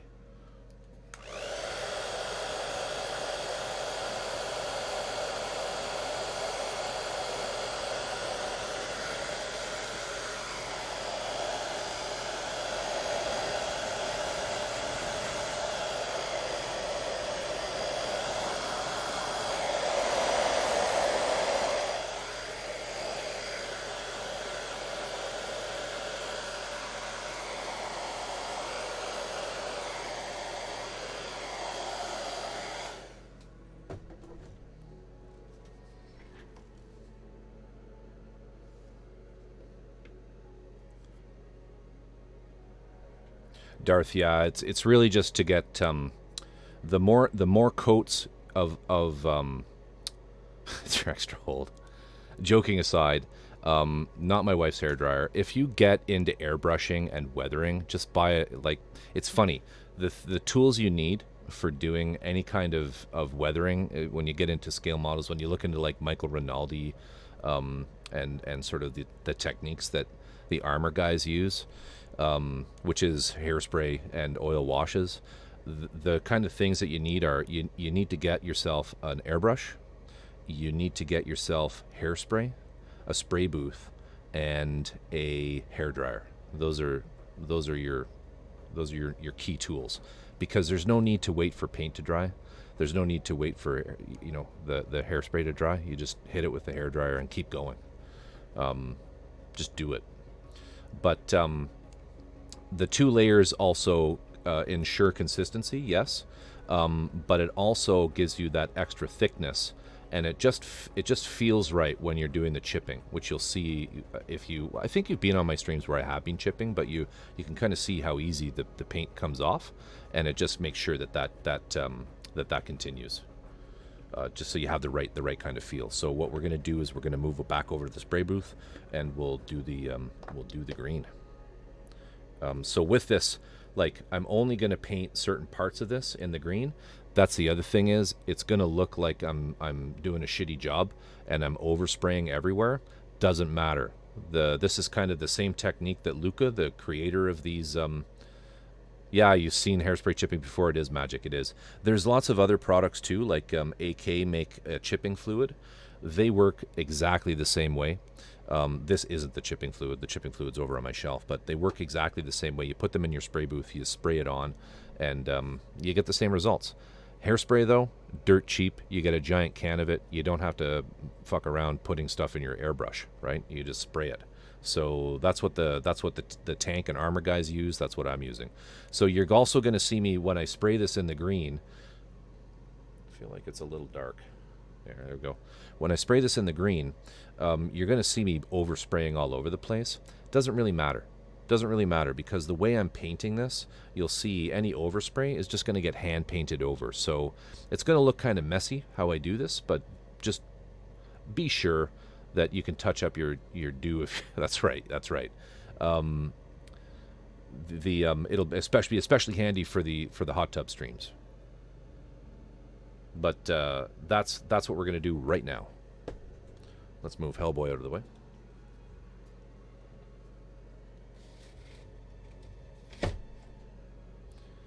And I need to get the right color. So we're painting the green in cock. It's called cock pea green. I've been told that means something else. I don't believe them. I think it really is cock pea green. So we'll load that up in the brush and we'll paint.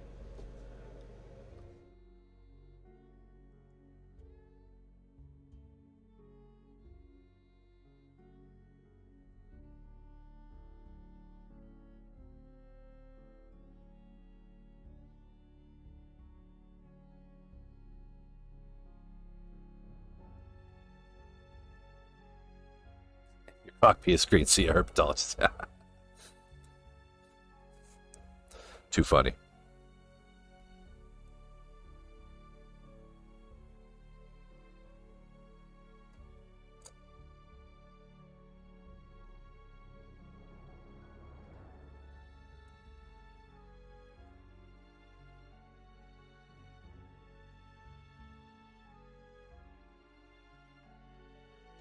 No, Four Dads, they abbreviate it for some reason. I don't know why.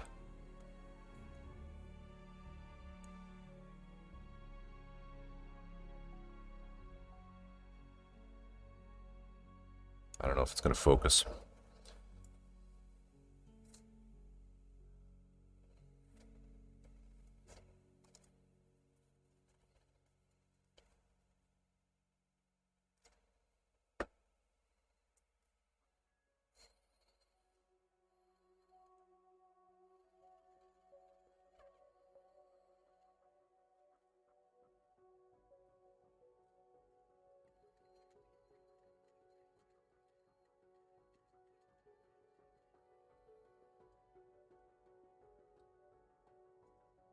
All right. So we've got half a milliliter of the X20A thinner. And we'll do a half milliliter of paint. Give us a full milliliter. Now, these Tamiya acrylics, you can thin them with lacquer thinners. You can thin them with the Mr. Color leveling or rapid thinner, or the straight up blue just thinner. But for the hairspray chipping, I prefer to use the actual Tamiya thinner.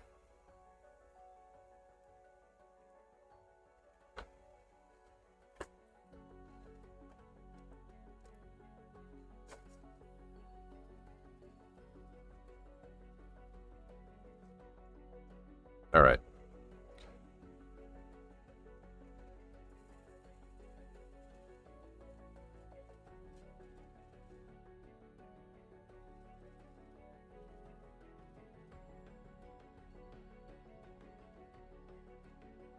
And I'm not doing really even coats on purpose. It just gives it a bit of texture with the when it's done. Kind of oversprayed there, but that's okay.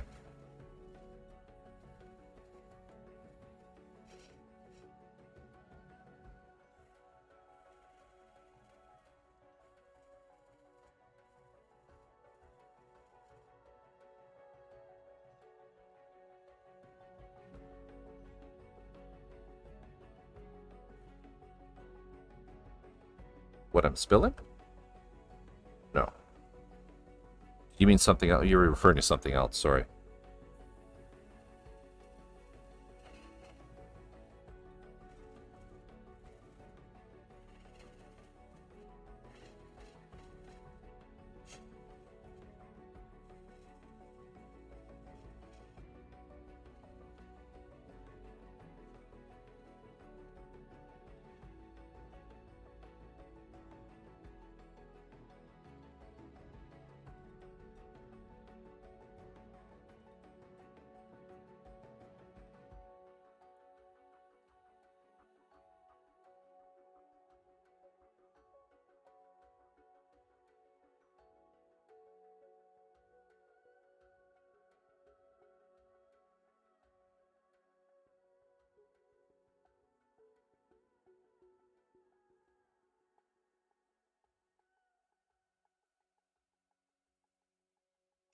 White Wolf, take care. Thanks for dropping by.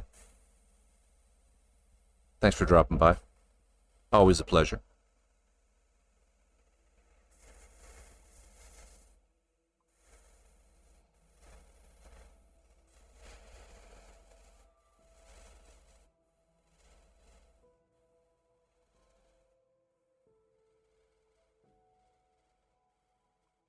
So again, I'm not concerned about any of the overspray.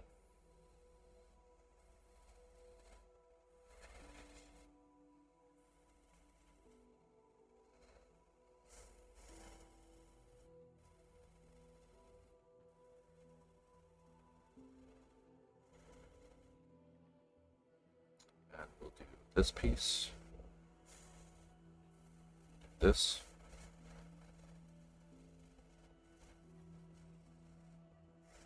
This. These. Oh, this is really hard to hold.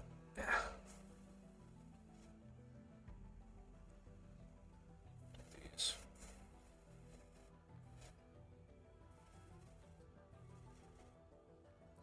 And we'll do this. This part. That. That. That. That.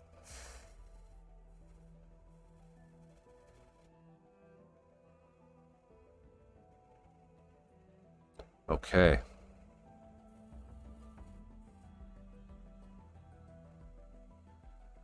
Good, let's do that. Those. That. Hand is cramping something fierce here. Oof.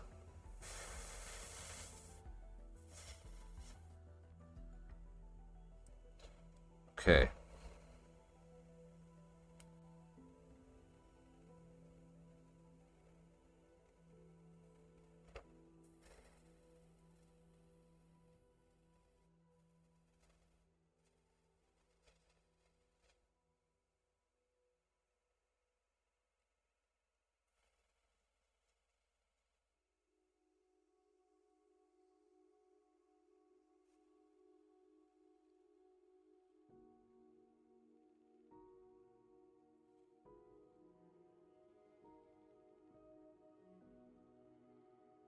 Okay, I think we're good.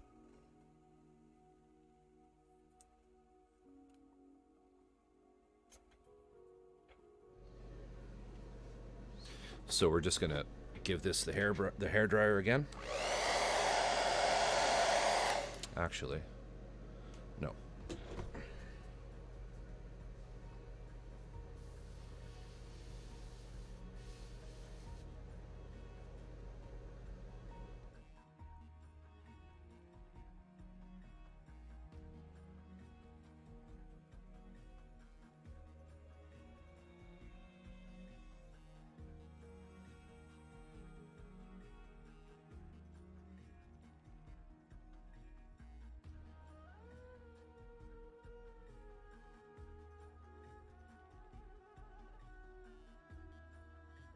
There.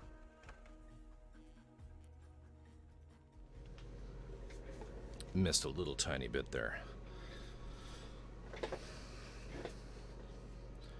All right, so that's what we've got.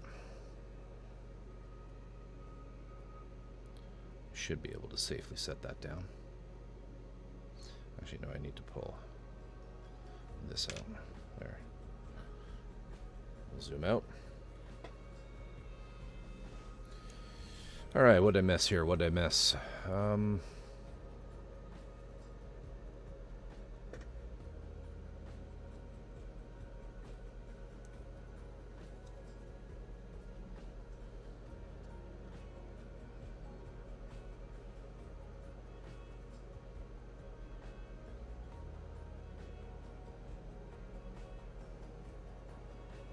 Yeah, I don't know why they abbreviate the cockpit.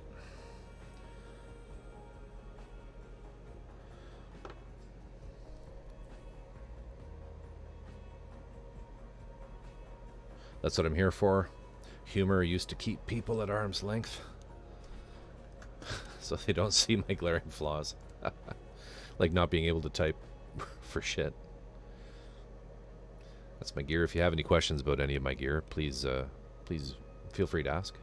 Speaking of repurposed tools, is that electric mix one of those scrambled eggs? No, it's actually a Badger. It's a Badger brand paint mixer.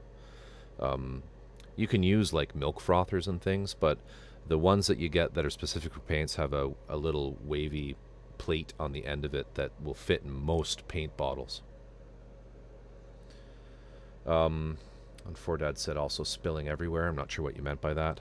I'm experienced I'm experiencing an interest in air spraying things, which I won't buy anything to pursue because I don't need another failed hobby.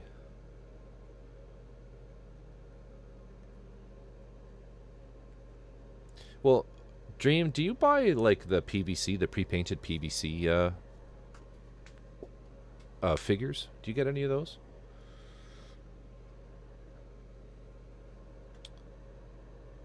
Swear to God, I'm not going to fall asleep tonight. 4 dads. Enjoy the lurk. Bought some clay art, made another autistic person. I bought some clay art made by another autistic person at a garage sale today. Feel free to post links. What was it of?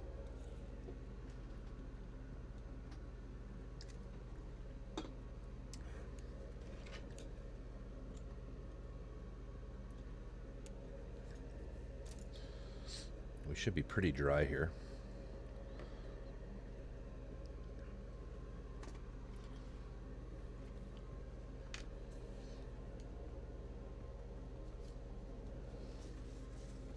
Just gonna put on a glove.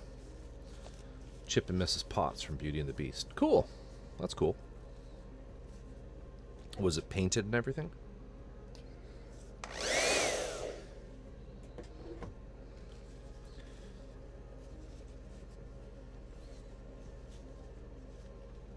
Clean.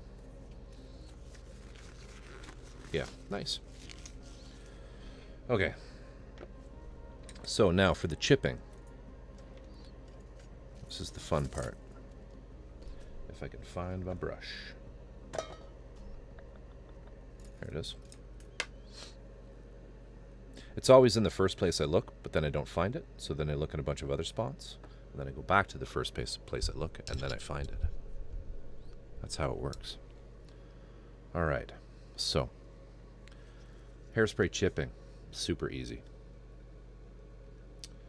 You followed up to this point, so you got your rust layers down there. You've got your 2 coats of hairspray, which we power dried. We have a little bit of paper towel. And a garbage brush.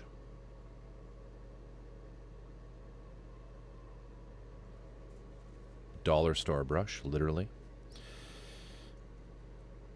And you want to get your brush kind of wet. And just add some moisture to the paint. It reactivates it. And then just gently poke. And the paint will come right off.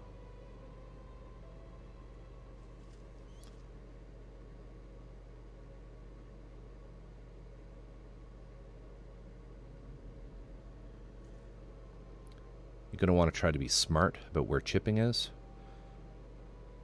Paint usually chips where there's, some kind of frictive force.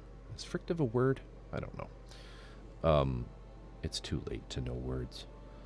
Or where water accumulates and drips, so the bottoms of surfaces, as well as edges, right? Like here. So we can just sweep across there and then pull it off.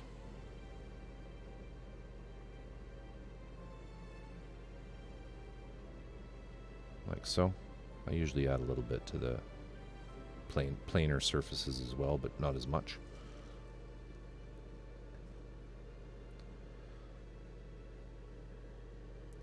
Frictional is a word, I think. Yeah, that's what I thought.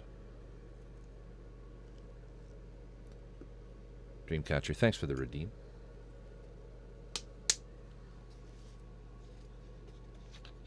Have a wee sip of water.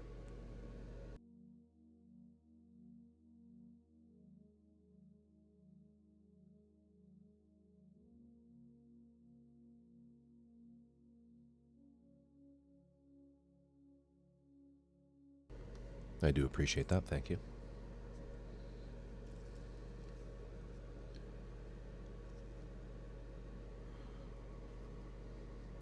You don't want the piece soaking wet, Some orange something or other there. Weird. You don't want the brush soaking wet. You want it damp.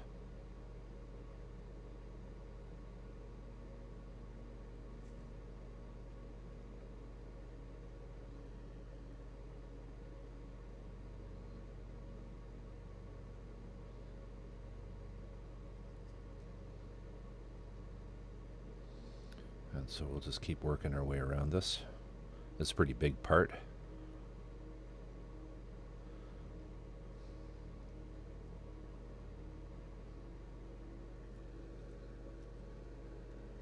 Hydrate before you dihydrate. Definitely don't low-drate. You guys.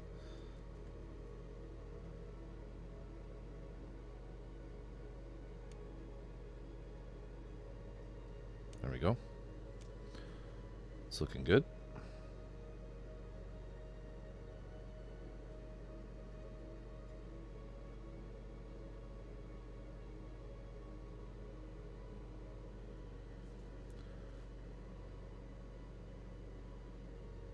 I always got to remember to keep looking at the camera when I'm doing this because I'm zoomed in pretty tight.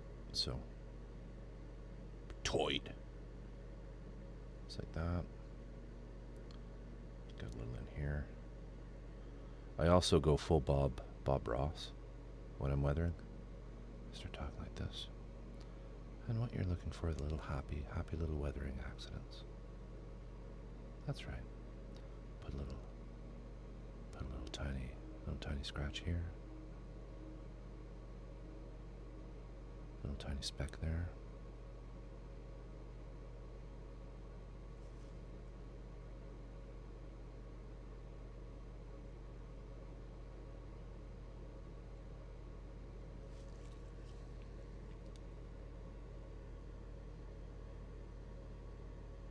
Find a happy little... I'm not going to do that, though. That thing he does with the... Yeah, I'm not doing that. That huge brush where he just starts...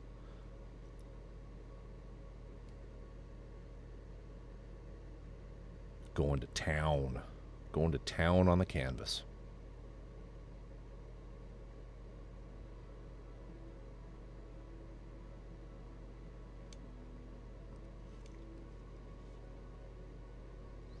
Pretty good.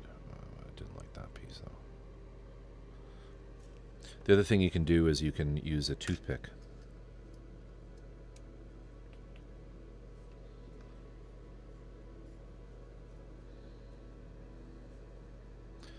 And create scratches. I do that by just kind of adding a little bit of moisture to the paint. And then you can just do a little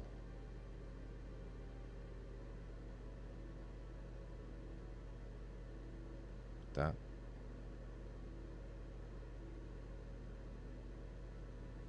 Right, get a little scratch.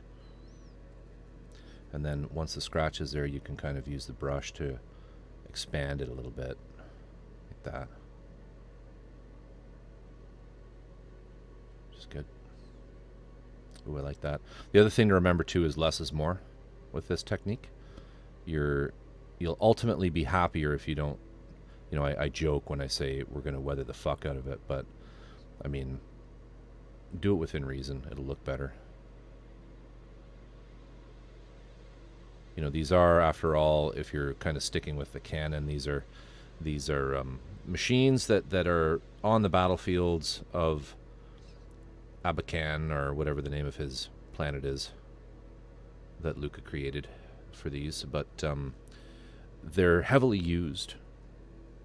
There's limited resources, so they're usually in a rough state of repair, but you know, they're not completely derelict. And then so for these rings, we're just going to do a little bit around them. Do a little more on top.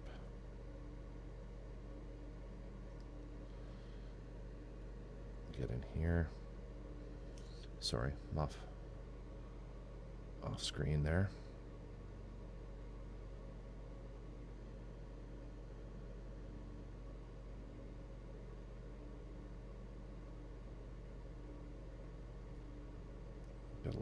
here. And we'll just symmetrically kind of work our way back.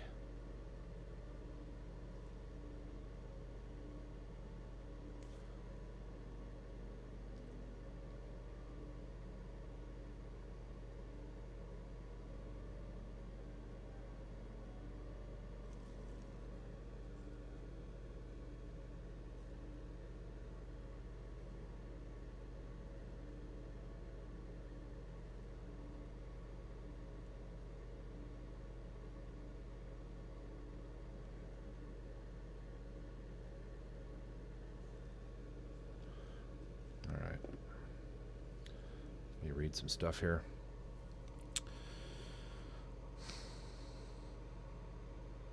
You know what? There's nothing happy about rust. Rust is allowing materials to return to the earth in a way where we cannot reuse them. Materials which are limited in amount, at least until we can harvest the core. Yes, that's very deep. That's very deep, Dream. Bob Ross was an army drill instructor. This music. Let's change it.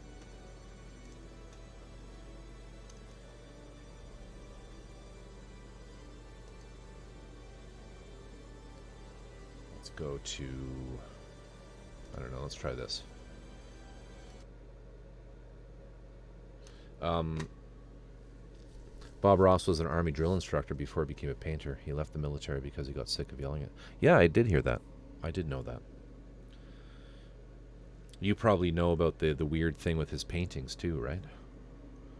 Have you seen that little documentary about where are all the Bob Ross paintings?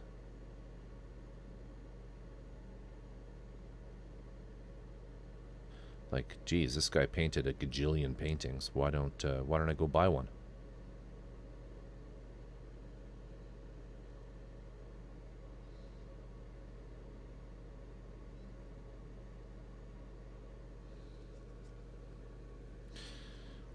You can't. They're not for sale. And never were. There are very few people who have, who actually have a Bob Ross painting.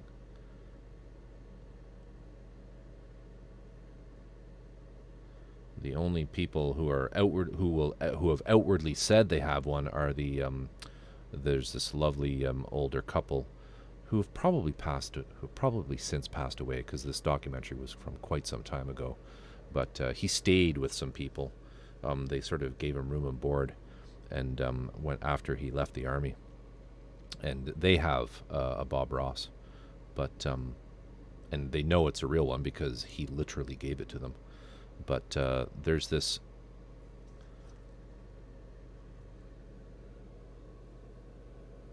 For the land cards, that's really cool that they did that. That's very neat. I didn't know that.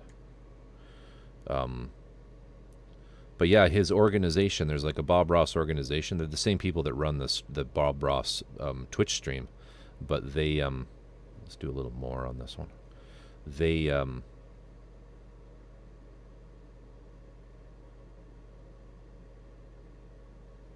Brett Dibble.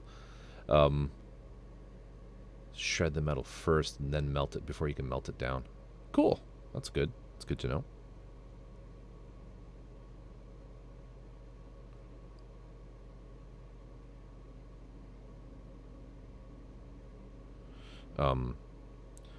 So apparently every painting that you saw Bob Ross do, he did 3 versions. He did a test painting of the scene. Okay. He did a test painting.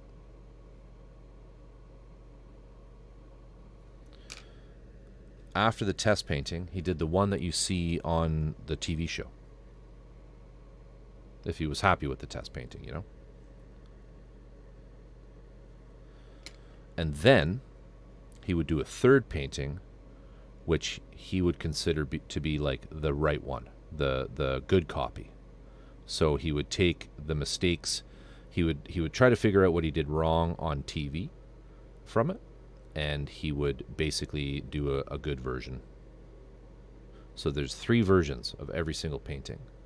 And he was on TV like every day for some ridiculous number of seasons, like 12 seasons. And there are hundreds and hundreds and hundreds and hundreds of those paintings. And they're all sort of kept in a warehouse by the Bob Ross organization. It's crazy.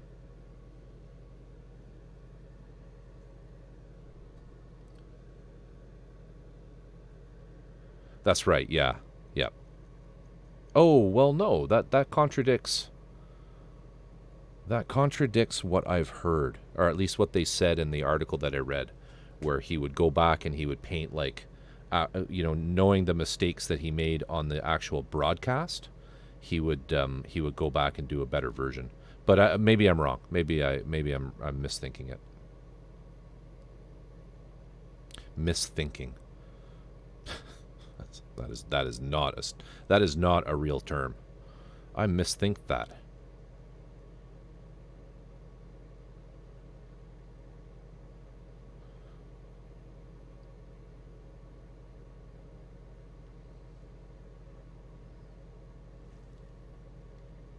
Almost got the front of this guy done.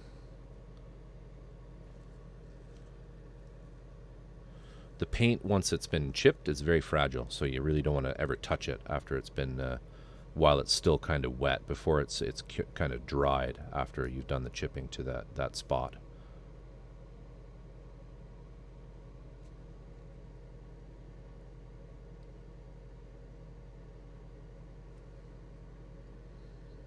Just get these done here.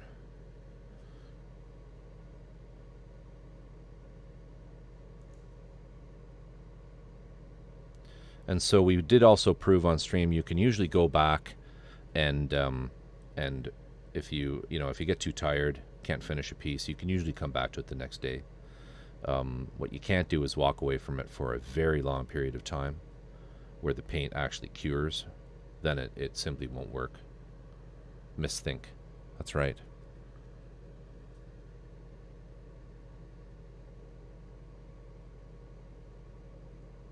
We've always been at war with East Asia.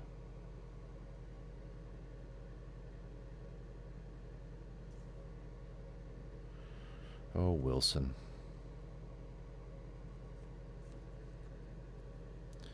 All right.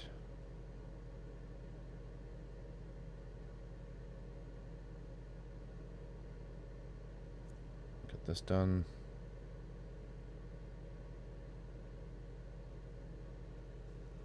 I'm working off stream, off scene.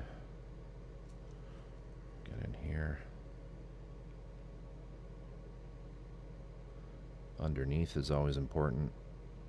This water sort of, moisture, water, junk kind of pools there and drips off. So you always want to weather a little more on the bottom. It's going to take paint with it every time. Now let's get up in underneath this. These plates.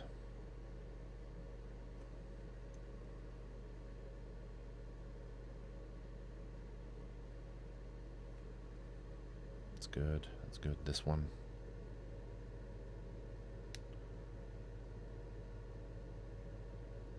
Edges are always a nice detail to do.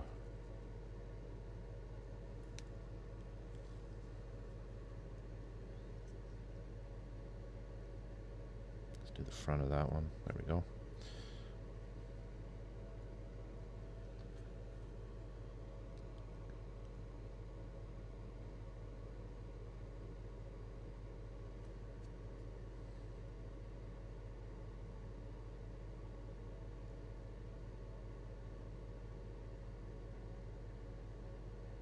Also, when you're choosing your colors as well, this is the other thing I meant to mention when there are more people around, but when you're picking your rust colors, go err on the side of being darker. Err on the side of being dark. Like, don't pick really light browns. Pick dark, almost black browns. Which is why I don't just do the whole thing in mahogany. I I use black and mahogany because you want that extra contrast. You want your chips to really pop.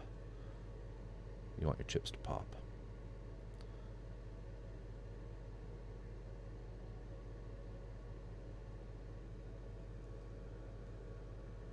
Yeah, TJ, it's a good sort of, like, I'm digging this green too. And it's pretty, this camera's pretty color accurate too, so.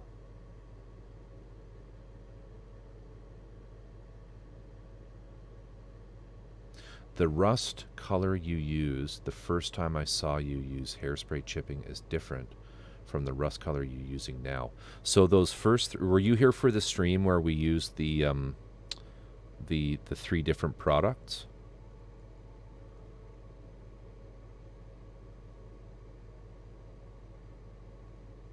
Is that what you're referring to? So I have repainted all of those pieces. That was really just a demonstration of the techniques. I wasn't going to actually rely on those pieces as the final. I overdid it. Like this one, if you remember, I did this piece. I like way over chipped that with the heavy chipping fluid, and so I've since redone those. But yeah, it would. You don't want to change your base rust layer in the middle of it. That's a pointless thing to chip. That's going to be completely covered. All of this stuff here is completely covered. It's kind of funny that I'm doing it, but I'm the sort of person where I have to paint the parts even if they're unseen, because I'll know they're there unpainted, and that would bother me. It's a disease.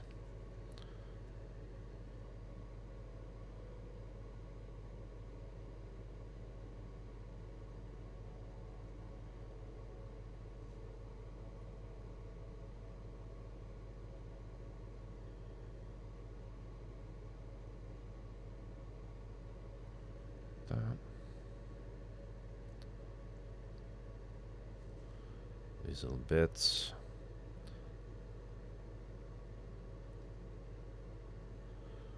I mean, you can see how this is all just kit bashed. This is like just a scratch build kit bash. That's all Luca does with his kits, is he just uses epoxy sculpt, parts from various bits of gunpla and wire, just molds them all together into these shapes. I don't know if it's OCD or if it's just I'm a bit of a completionist. Like, if I had OCD, TJ, my workshop would not look the way it does.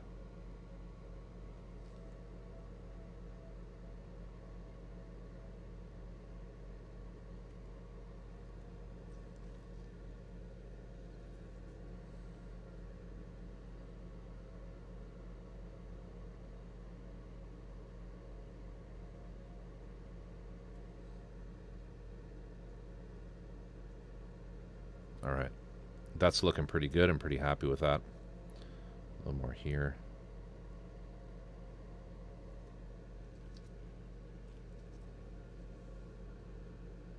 I'm pretty happy with that, so let's just put that down. Got to know when to stop. Got to know when to fold them. Know when to hold them.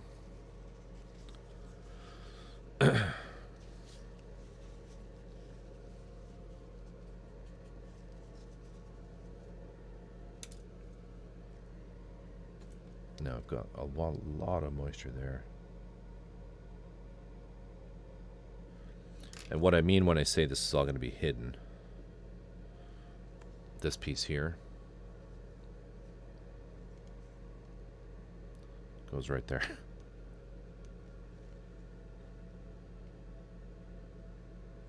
Covers all that stuff up, so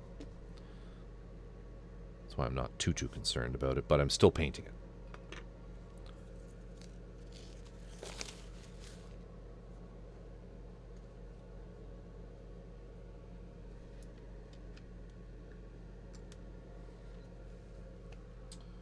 Now we got a few other parts that we can weather. Got this.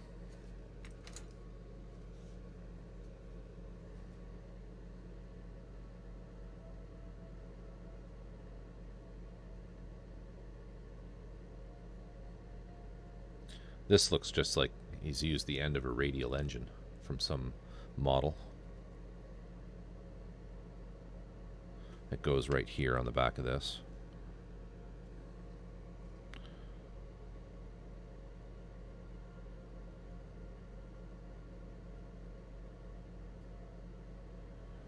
Just a little bit.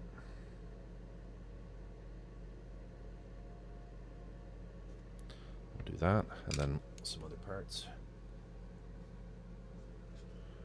Okay, I've done that one.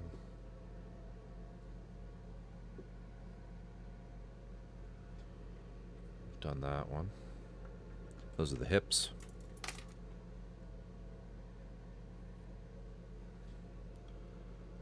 I've done that.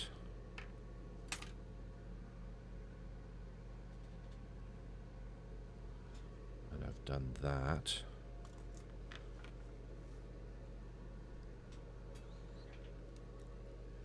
So, how are these looking?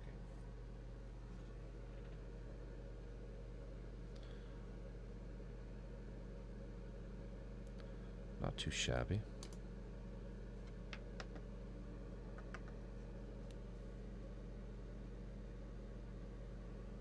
Could probably stand to use a bit of a darker wash, to be honest with you.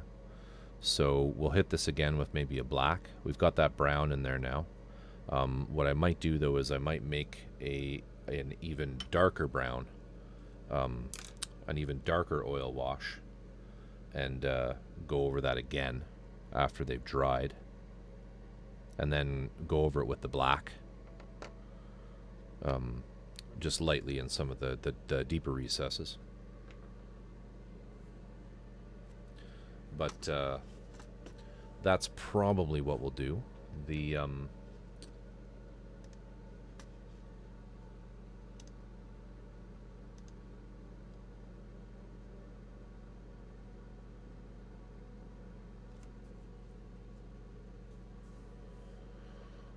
let's see here.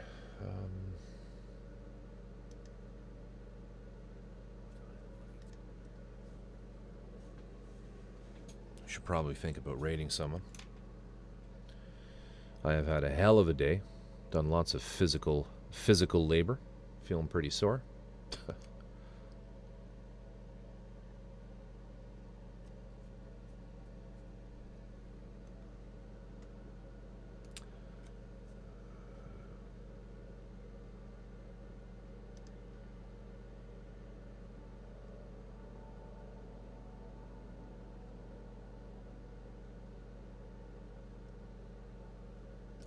You know what, guys? I think we'll raid Atomisk.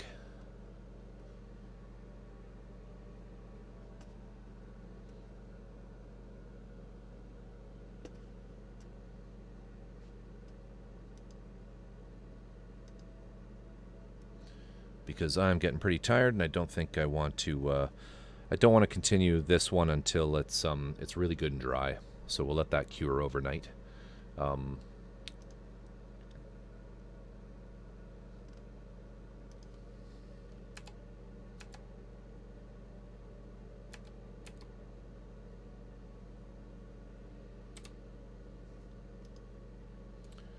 But anyway, it's been a fun stream, everybody. Thank you for dropping by. Thank you for all the bits. Thank you for the subs. Thank you for the redeems. Always a pleasure.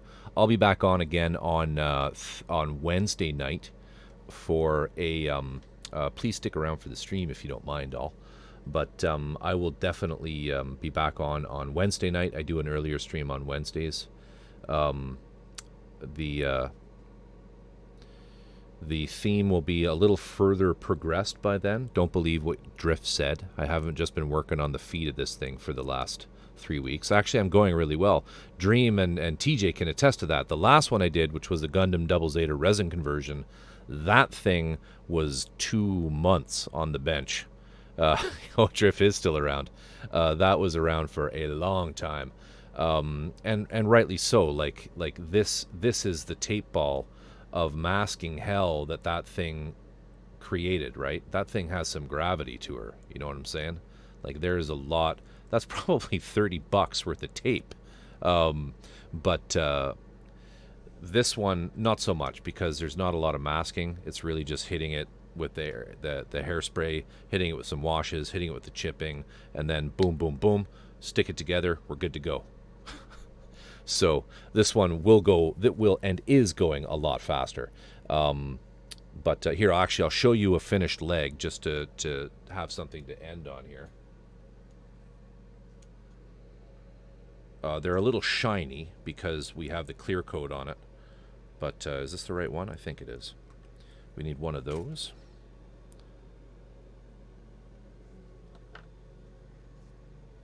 And one of these. Is that the right one? No.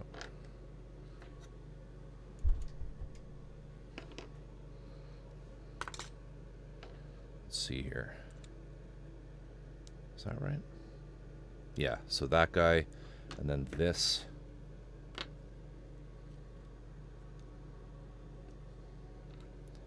In here, just to give you an idea of what it's going to look like. There. So that's kind of a finished assembled leg unit.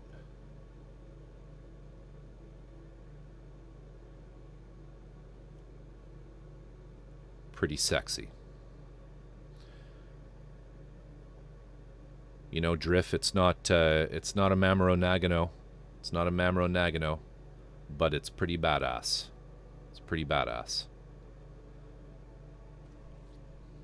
All right, needs the hip joints. So they go up in there, and then this connects in here. Right? So yeah, it's pretty slick, and I think it's coming along pretty quickly. I think it is anyway, for me. For me. All right? But that oil, those oils are still wet. So anyway, everybody, thank you. Always fun. Always fun. And don't forget tomorrow, if anyone is awake, if anyone is around, we are doing a, you don't want to finish too quick, but I kind of do, because there's so much more to build, TJ. There's so much more to build. I have so many kits. Exclamation mark backlog, you know. What else would you do?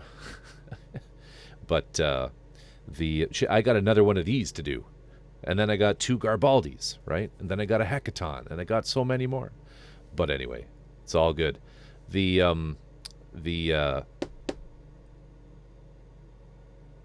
Shit, what was I going to say? Oh, right. Tomorrow on our Discord, just a reminder, 2 p.m. Pacific Standard Time, we are going to be watching the 2 Gundam Thunderbolt movies.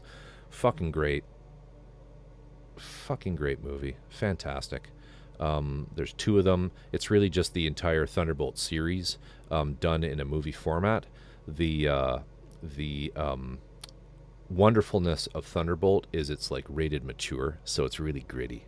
It's gritty and dark, and it's fun, and it has jazz in it, lots of jazz, which is great. But anyway, yeah, join us on the Discord if you wanna tune in and watch that while you work on some kits. And yeah, until then, we'll see you, Space Cowboys.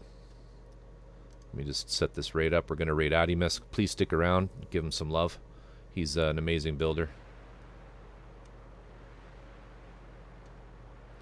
And everybody have a great weekend.